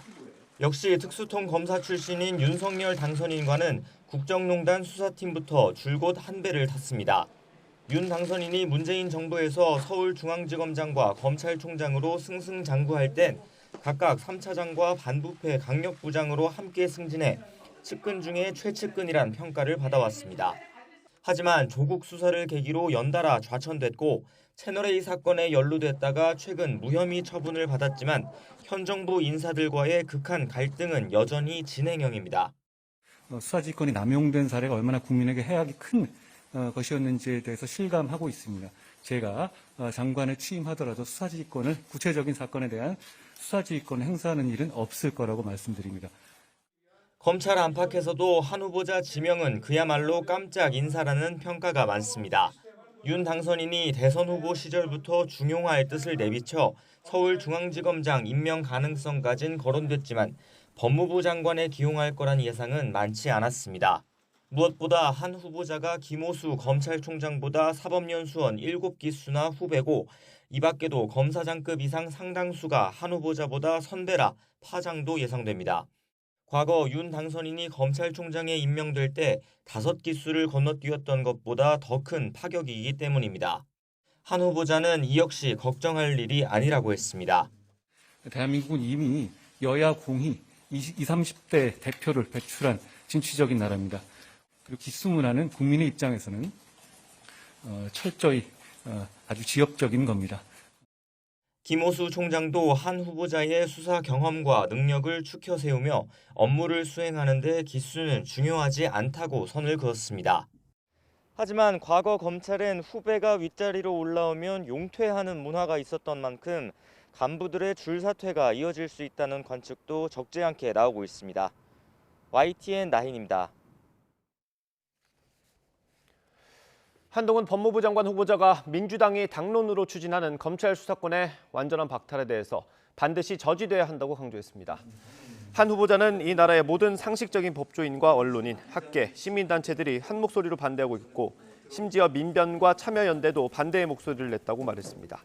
그러면서 최근 공론회장에서 이런 식의 만장일치 반대가 있었는지 들어보지 못했다고 강조했습니다. 박범계 법무부 장관은 새 정부 첫 법무부 장관 후보자로 지명된 한동훈 검사장을 향해 문재인 정부의 법무부를 전면적으로 부정하지 않았으면 좋겠다고 밝혔습니다. 박 장관은 또 정권이 바뀌어도 자신을 보좌했던 법무부 공직자들은 장관과 관계없이 우리나라 공직자라며 행정의 연속성이 있고 법률가니까 유념했으면 좋겠다고 덧붙였습니다. 검수완박으로 불리는 더불어민주당의 검찰개혁 법안을 국민의힘은 필리버스터도 불사하겠다며 저지하겠다는 태세입니다. 급속도로 얼어붙은 전국에서 캐스팅 보터가 된 6석 정의당의 선택에 관심이 모아지고 있습니다. 조성호 기자입니다. 민주당은 검수완박, 검찰 수사권 분리 법안을 4월 국회에서 처리하기 위한 일정 검토에 들어갔습니다. 윤석열 정부가 출범하면 대통령 거부권을 행사할 수 있는 만큼 서두르겠다는 겁니다. 현재 검찰 권력은 민주주의와 삼권 분립의 토대를 위협하는 수준에 이르렀습니다. 검찰 정상화 이제 더 이상 미룰 수 없습니다. 시기와 방식, 내용 모두 부적절하다며 반대하는 정의당과 소통을 위해 노력하겠다고도 강조했습니다. 검수완박 법안이 본회의에 올랐을 때 국민의힘이 합법적 의사 방해를 위한 무제한 토론, 필리버스터에 나설 것에 대비해서입니다. 의원 180명이 동의해야 강제로 종료시킬 수 있는데 172석에 민주당 성향 무소속 의원 등을 합쳐도 한 석이 모자랍니다. 의원 6명이 있는 정의당 협조 없이는 끝낼 방법이 없습니다. 민주당이 임시국회 회기를 30일이 아닌 2, 3일 단위로 끊는 회기 쪼개기로 필리버스터를 무력화할 거란 관측도 나옵니다. 국회법상 회기가 끝나면 필리버스터가 자동으로 종료되고 해당 안건은 다음 회기에 자동 상정되기 때문입니다. 4월 국회가 다음 달 4일 끝나면 이튿날 새 임시국회를 소집해 즉각 표결 처리할 수 있습니다. 짧은 임시국회를 거듭해서 열면 검찰청법과 형사소송법 개정안 2건 모두 통과시킬 수 있는 겁니다. 국민의힘은 일단 최후 저지 수단인 필리버스터를 놓고 정의당에 손을 내밀고 있지만 법안 통과를 막을 방도가 마땅치 않은 상황입니다. 민주당이 과거에서도 보면은 살라미 전술로 이 임시국회 회기를 아주 짧게 잤습니다. 그리고 회기 말에 필리버스터를 마지못해 허용하고 바로 법안 처리를 하는 그런 전례가 있어서 정의당 역시 민주당의 강행 처리는 안 된다는 입장이지만 국민의힘과 연대 여부는 선을 긋고 있습니다. 6석 정의당의 선택이 검수완박 법안 처리의 1차 관문이 될 전망입니다. YTN 조성호입니다. 네, 6일 지방선거에서 오세훈 시장이 국민의힘 서울시장 후보로 나서는 경우 더불어민주당 후보군을 모두 앞선다는 여론조사 결과가 나왔습니다. 리얼미터가 MBN 의뢰로 지난 11일부터 이틀 동안 서울 유권자 802명을 조사한 결과 오 시장과 민주당 송영길 전 대표의 가상 양자 대결에서 오 시장은 50.8%, 송 전 대표는 39%를 기록해 오차 범위 밖에서 오 시장이 앞섰습니다. 네, 오 시장은 또 박주민 의원, 이낙연 전 대표 등과 양자 대결에서도 오차 범위 밖 우위를 보였습니다. 경기도 유권자 814명을 상대로 실시한 경기도지사 후보 가상 대결에서는 국민의힘 김은혜 의원이 27.6%로 오차 범위 밖 1위로 집계됐습니다. 이어 새로운 물결 김동연 대표와 국민의힘 유승민 전 의원, 민주당 염태영 전 수원시장 순이었습니다. 네, 양자 가상 대결에서는 김은혜 의원이 43.2%를 얻으면서 김동연 대표와 오차 범위 내 접전을 벌였지만 유 전 의원과의 가상 대결에서는 김동연 대표가 오차범위 밖에서 우세한 것으로 집계됐습니다. 더 자세한 내용은 리얼미터나 중앙선거 여론조사 심의위원회 홈페이지를 참고하시기 바랍니다.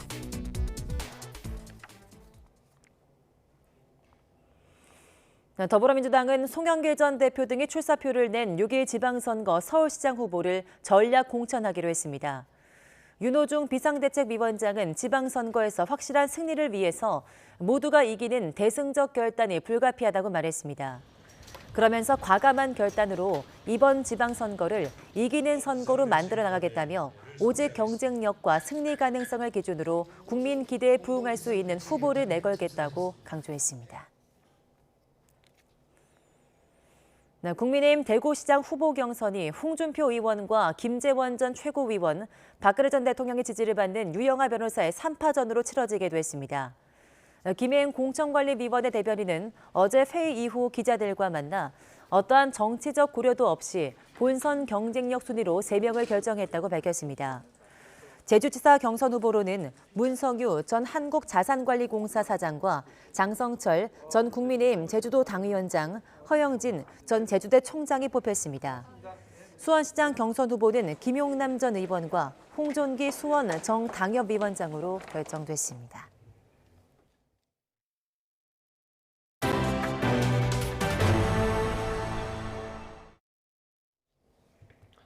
미국 뉴욕 지하철 총격 사건의 용의자가 사건 발생 하루 만에 붙잡혔습니다. 뉴욕 경찰은 현지 시각 13일 용의자 62살 프랭크 제임스를 맨해튼 이스트 빌리지에서 체포했다고 밝혔습니다. 뉴욕 동부지검은 제임스에 대해서 공공교통시설 이용자들에 대한 테러 행위를 금지하는 연방법 조항을 적용해 테러 혐의로 기소했습니다. 다만 수사당국은 정확한 범행 동기는 아직 확인하지 못했다고 밝혔습니다. 제임스는 전날 출근 시간에 뉴욕 지하철 N노선 열차에서 2개의 연막탄을 터뜨린 뒤 총탄 33발을 발사해 승객 최소 20여 명이 다쳤습니다. 푸틴 러시아 대통령이 목표를 달성할 때까지 우크라이나 군사작전을 계속하겠다고 밝힌 가운데 러시아군이 동부 돈바스 지역 총공세를 위해 병력을 모으고 있습니다. 남부 지역에서도 러시아군이 눈에 띄게 늘었고 요충지 마리우폴은 함락 위기에 놓였습니다. 보도에 김영근 기자입니다. 미국 민간 위성이 러시아군 행렬을 또 포착했습니다. 우크라이나 동부 루안스크 인근에서 탱크와 병력 수송용 장갑차 등의 행렬이 포착된 겁니다. 우크라이나 국경과 가까운 러시아 영토 안에서도 병력 집결이 목격됐습니다. 러시아는 동부뿐만 아니라 우크라이나 남부에서도 화력을 집중하고 있습니다. 크림반도 위쪽에서도 러시아군 차량과 장비가 대거 포착됐습니다. We expect a further Russian push in the eastern and southern Ukraine to try to take the entire Donbas and to create a land bridge to occupied Crimea. 푸틴 러시아 대통령은 목표를 달성할 때까지 군사작전은 계속될 것이라고 밝혔습니다. И пока этого не будет, операция будет продолжаться военная до ее полного завершения и решения тех задач, которые были поставлены в начале этой операции. 이번 발언은 우크라이나 전쟁이 장기화될 것이라는 강력한 신호라고 외신들은 전했습니다. 동남부 지역에 대한 대공세가 임박해지면서 우크라이나군도 대비태세를 강화하고 있습니다. 돈바스로 이어지는 다리를 끊고 도로 주변에 장비를 배치하며 결전을 준비하고 있습니다. 하지만 남부 요충지 마리우폴 상황은 좋지 않습니다. 러시아군의 공격에 도시 대부분 지역을 내주었습니다. 러시아 측은 우크라이나군 1000명 이상이 항복해 포로가 됐다고 밝히고 있습니다. 현재 우크라이나군은 아조우스탈 제철소 등을 거점으로 마지막 저항을 벌이고 있는 것으로 알려졌습니다. YTN 김영근입니다. 러시아가 우크라이나 동부 돈바스와 남부에 화력을 집중하는 가운데 미국 정부가 우크라이나의 기존 군사 지원에 더해 새로운 무기를 다량 제공하겠다고 발표했습니다. 조 바이든 미국 대통령은 현지 시각 13일 볼로디미르 젤렌스키 우크라이나 대통령과 전화 통화를 하고 우크라이나에 8억 달러, 우리 돈으로 9,800여 원 규모의 군사 원조를 제공하겠다고 밝혔습니다. 바이든 대통령은 통화 직후 낸 성명에서 러시아가 돈바스 지역에 대한 공격을 강화할 준비를 함에 따라 미국은 우크라이나에 계속해서 자신을 방어할 능력을 제공할 거라며 새로운 무기 지원안을 승인했다고 말했습니다. 네, 미국의 핵 추진 항공모함 에이브러햄 링컨함이 동해 공해상에서 일본 해상자위대와 연합훈련을 했습니다. 미 7함대 사령부는 SNS에 링컨함과 항모 호위전단인 미사일 순양함 이지스 구축함이 일본 해상자위대 소속 유도 미사일 구축함과 함께 연합훈련을 했다고 밝히며 훈련 영상을 공개했습니다. 양국 해군은 동해 공해상에서 편대를 이뤄 항해했고 링컨함에 탑재된 F-35C 스텔스 전투기와 E-2D 호크아이 항공통제기 등도 출격해 자위대 전투기들과 동해 공해상공을 편대 비행했습니다. 인천의 한 직업전문학교 고3 학생이 선생님에게 흉기를 휘둘러 경찰에 붙잡혔습니다. 수업 중에 잠자는 걸 깨우고 혼냈다는 게 범행의 이유였습니다. 김대겸 기자가 보도합니다. 인천 남동구의 한 직업전문학교. 졸업 후 곧바로 취업을 원하는 고3 학생들이 직업 위탁 교육을 받는 곳입니다. 오전 10시 반쯤 이곳 4층 강의실에서 게임 관련 강의를 듣던 고3 학생이 선생님에게 흉기를 휘둘렀다는 신고가 접수됐습니다. 신고를 받고 출동한 경찰은 건물 1층에서 18살 A군을 현행범 체포했습니다. 저희가 경찰 지구대 경찰청 오신 분 다 말씀드렸어요. 오늘 몇 번을 열겠어요, 저희도. 앞서 A군은 수업 시간에 잠을 자다가 선생님이 지적하자 교실 밖으로 빠져나왔습니다. A군은 선생님에게 꾸지람을 들은 뒤 걸어서 5분 거리인 이곳 건물 안 생활용품점에 들러 범행에 사용할 흉기를 훔쳤습니다. 훔친 흉기를 들고 다시 교실을 찾아간 A군은 선생님을 찔렀고 이를 말리던 동급생 2명에게도 흉기를 휘둘렀습니다. 선생님은 가슴을 다쳐 곧바로 병원으로 옮겨졌는데 생명에는 지장이 없는 것으로 알려졌습니다. A군은 경찰 조사에서 선생님이 자신을 혼낸 것에 화가 나 범행을 저질렀다고 진술한 것으로 전해졌습니다. 경찰은 A군을 살인미수와 상해, 절도 등의 혐의로 입건하고 피해 교사와의 평소 갈등 여부 등 또 다른 범행 경위가 있는지를 살펴보고 있습니다. 또 조사를 마치는 대로 A군에 대해 구속영장을 신청할 방침입니다. YTN 김대겸입니다. 주차 문제로 이웃에게 협박 쪽지를 받았다는 내용의 고소장이 접수돼 경찰이 수사에 나섰습니다. 충북 청주 상당경찰서 등에 따르면 청주시 가덕면의 한 마을에서 공터 주차를 문제 삼으며 협박했다는 내용의 고소장을 접수하고 사실관계를 조사하고 있습니다. 고소인은 최근 자신의 승용차 차창에 사람을 죽이고 교도소 다녀왔다. 집 앞에 주차하지 않기를 부탁한다. 안 그러면 다 죽는다는 내용이 담긴 쪽지를 발견한 걸로 전해졌습니다. 고소장을 접수한 경찰은 고소인 등을 상대로 정확한 사건 경위를 조사할 예정입니다. 오늘부터 경찰 음주 단속 현장에서 과태료나 고속도로 통행료를 체납한 차량도 단속합니다. 경찰청은 번호판 자동 판독 시스템을 활용해서 단속 현장에서 음주운전 여부와 함께 과태료나 통행료 체납 여부도 파악할 계획이라고 밝혔습니다. 체납 차량이 적발되면 운행자는 형사 입건되고 차량은 지방자치단체나 한국도로공사에서 번호판을 영치하거나 견인해 공매 처분할 예정입니다. 길가에 불법으로 차를 댔다가 소방차의 출동을 방해하면 차가 부서지는 걸 감수해야 합니다. 서울의 좁은 골목길에서 불법 주차 차량을 뚫고 나가는 소방훈련이 있었습니다. 김종균 기자가 다녀왔습니다.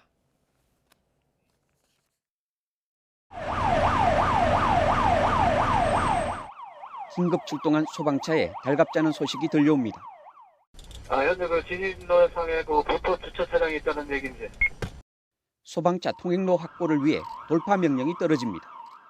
불법 주차 차량 파손 되지 말고 강제 소송 진행하여 화점 인근으로 진입할 것.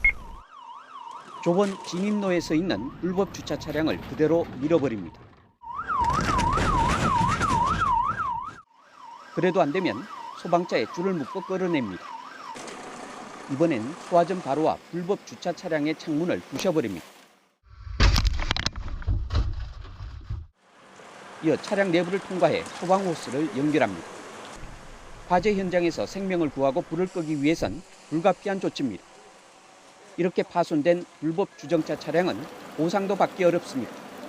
급박한 상황의 경우에 저희 차량이 진입해서 사람도 구하고 재산도 보호해야 하는데 들어갈 수가 없는 경우에는 저희가 강제 처분할 수 있는 법적 근거를 가지고 강제 처분해서 이동이라든가 제거 조치를 할 수 있습니다.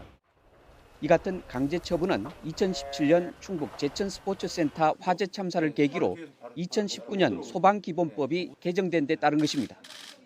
소방당국은 특히 심야 시간 주택가 이면 도로에 주정차 시 소방차의 긴급 출동을 방해하지 않도록 주의해달라고 당부했습니다. YTN 김종균입니다. 한국은행이 오늘 오전 금융통화위원회를 열고 기준금리를 결정합니다. 이번 금통위는 사상 최초로 총재가 공석인 상태에서 치러지는 만큼 우선 기준금리를 지금 수준인 연 1.25%로 동결한 뒤 상황을 주시할 거란 전망이 나옵니다. 반면 최근 소비자 물가 상승률이 4%대를 기록하는 등 물가 급등세가 이어지고 있어서 기준금리 인상을 통해 물가를 관리에 나설 거란 분석도 적지 않습니다. 삼성물산과 제일모직 합병에 찬성하도록 압력을 넣은 혐의로 재판에 넘겨진 문영표 전 보건복지부 장관과 홍완선 전 국민연금공단 기금운용본부장에 대한 대법원 선고가 2심 이후 4년 만인 오늘 내려집니다.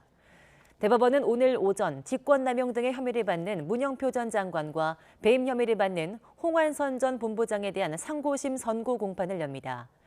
앞서 1심과 2심은 문 전 장관과 홍 전 본부장이 국민연금의 의결권 행사에 개입했다면서 유죄를 인정해 징역 2년 6개월의 실형을 각각 선고했고 두 사람과 특검 모두 불복해 상고했습니다. 전국 민주노총조합 총연맹이 어제 수천 명이 모이는 대규모 결의대회를 강행하자 경찰이 즉각 수사에 착수했습니다. 민주노총은 어제 오후 서울 종로구에 있는 종묘공원에서 주최 측 추산 6천 명이 모이는 대규모 결의대회를 열었습니다. 이들은 결의문을 통해서 윤석열 대통령 당선인에게 친재벌 반노동 폭주를 중단하고 차별 없는 노동권과 질 좋은 일자리를 보장해달라고 요구했습니다. 서울경찰청은 민주노총과 전농집회 주최자와 참석자에 대해서 집시법과 감염병 예방법 위반 혐의로 수사에 착수했습니다. 정부가 필요한 물건을 사들이는 공공조달 시장은 이제 연간 175조 원 규모로 성장했는데요.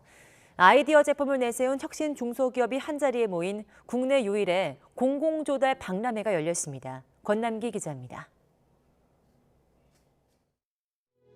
어장을 망치는 주범으로 꼽히며 바다의 해적으로도 불리는 불가사리.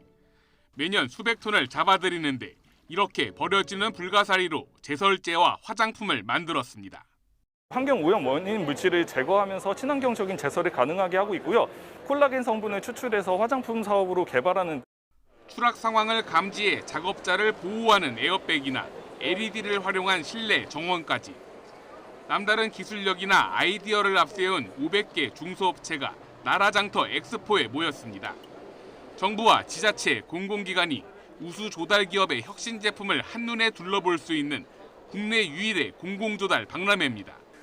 업체들은 공공기관과 해외 기업에 제품을 홍보하고 판로를 넓힐 기회를 가졌습니다. 중소벤처기업 혁신 제품의 판로를 개척하고 혁신 성장의 디딤돌이 되도록 적극 지원하겠습니다. 정부나 지자체가 세금으로 필요한 물건 등을 사들이는 공공조달 시장은 연간 175조 원 규모에 달합니다. YTN 권남기입니다. 기후변화가 우리 삶에 어떤 영향을 미칠까요? 한국을 포함한 국제 공동연구진이 기후변화가 고대 인류의 주거지 이동은 물론 종분화에도 영향을 미쳤다는 사실을 대규모 시뮬레이션을 통해 발견했습니다. 취재의 양회영 기자입니다.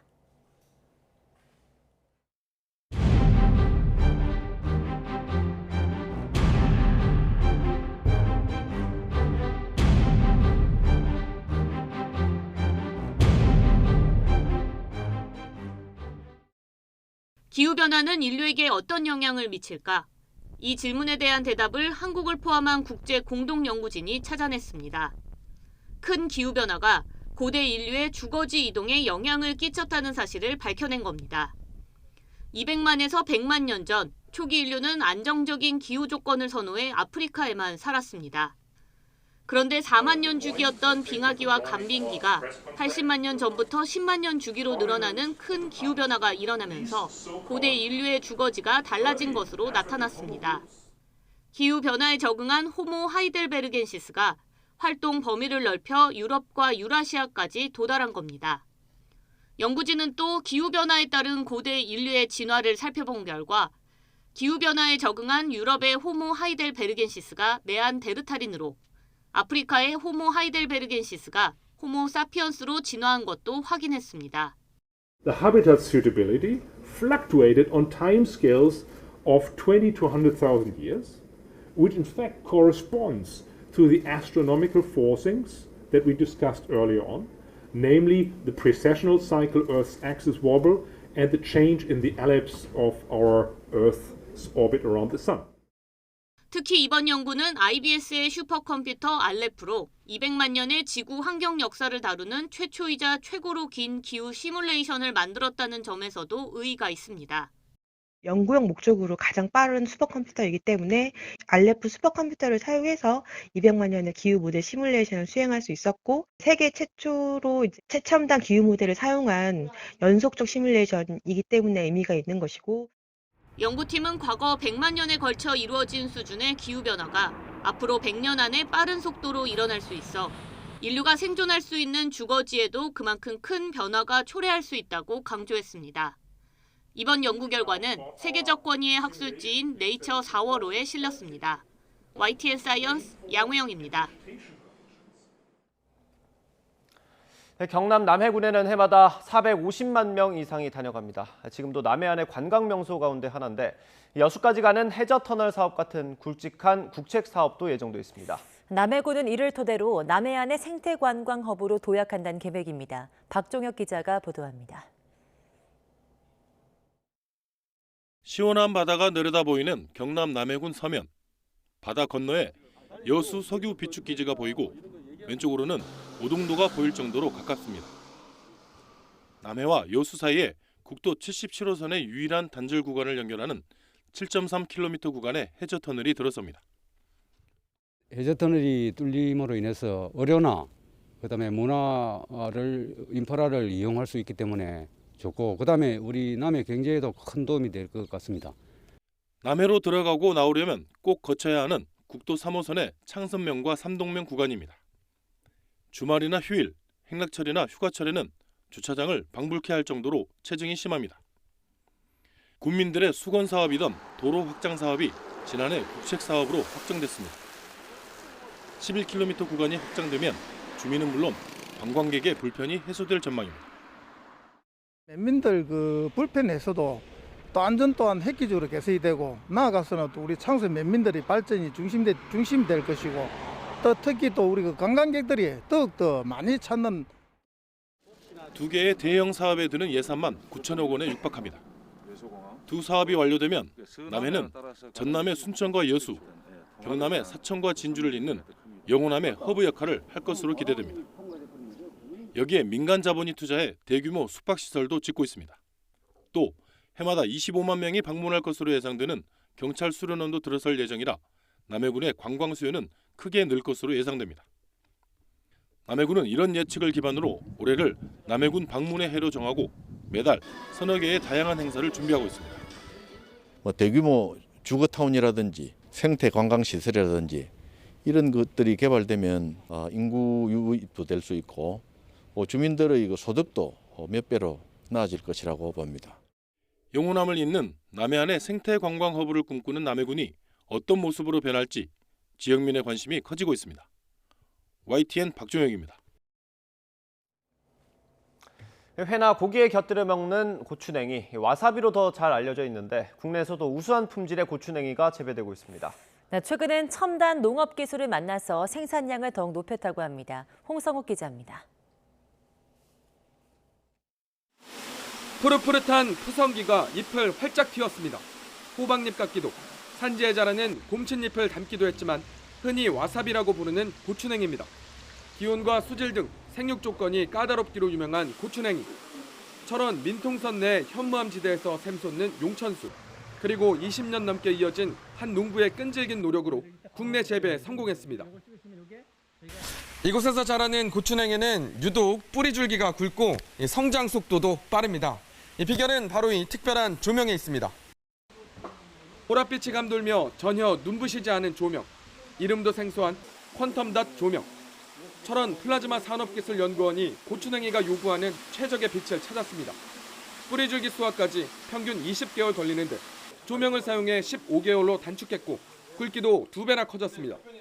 병해충으로 고사하는 고추냉이도 감소했습니다. 고사주가 3% 미만으로 현재 떨어졌다. 그러니까 고사도 덜 되고 그다음에 금경은 크고 맛도 좋고 그러면 저희 입장에서 일석삼조가 아니라 일석다조의 효과를 봤는데 이렇게 생산한 고추냉이는 100g에 3만 원. 한우보다 비싼 고부가 가치 작물입니다. 조명을 비추는 시간은 아침 저녁으로 2-3시간. 전기료 부담도 크지 않습니다. 고추냉이가 요구하는 빛을 찾은 것처럼 다른 작물이 원하는 조명 개발도 진행되고 있습니다.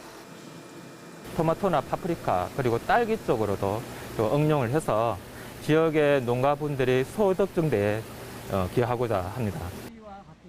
농부의 끈질긴 노력, 여기에 특별한 조명을 개발한 첨단 농업 기술이 더해지면서 수입에 의존하던 고추냉이 국산화가 현실이 됐습니다. YTN 홍석입니다. 오늘도 흐린 날씨 속에 오전까지 곳곳에서 비가 내리겠습니다. 출근길 우산이 필요하겠는데요. 낮 동안에도 흐린 날씨가 이어지면서 서늘함이 감돌겠습니다. 오늘 서울의 한낮 기온은 16도로 예년 기온을 2도가량 밑돌겠습니다. 들쑥날쑥한 기온 변화에 감기 등 호흡기 질환에 걸리기 쉬운 만큼 건강관리 잘해주시기 바랍니다. 먼저 자세한 레이더 화면부터 보겠습니다. 현재 중부와 남해안, 제주도를 중심으로 약하게 비가 내리고 있는데요. 비는 오전 중에 대부분 그치겠지만 제주도는 밤까지 이어지는 곳이 있겠습니다. 예상되는 비의 양은 앞으로 제주도에 최고 40mm로 봄비치고 제법 많은 양의 비가 내리겠고요. 여기에 바람도 무척 강하게 불겠습니다. 또 그 밖에 경기 남부와 강원, 충청과 경북, 그리고 남해안에도 5에서 10mm의 비가 예상되고요. 서울 등 중북부 지방과 일부 남부 지방에도 빗방울이 떨어지는 곳이 있겠습니다. 현재 기온 살펴보겠습니다. 서울 11.9도, 대전 8.9도, 광주는 12.1도로 출발하고 있습니다. 낮 동안에는 어제와 비슷한 기온을 보이면서 서늘함이 감돌겠습니다. 오늘 낮 기온 서울 16도, 대전 17도, 대구와 부산 14도, 광주는 21도가 예상됩니다. 내일부터는 다시 맑은 날씨를 회복하겠고요. 예년 수준의 봄 날씨가 이어질 전망입니다. 오늘 비가 내리는 지역에서는 가시거리가 짧고 또 도로가 미끄러운 곳이 많을 것으로 보입니다. 교통안전에도 각별히 유의해 주시기 바랍니다. 지금까지 서울 상암동에서 YTN 윤수빈입니다.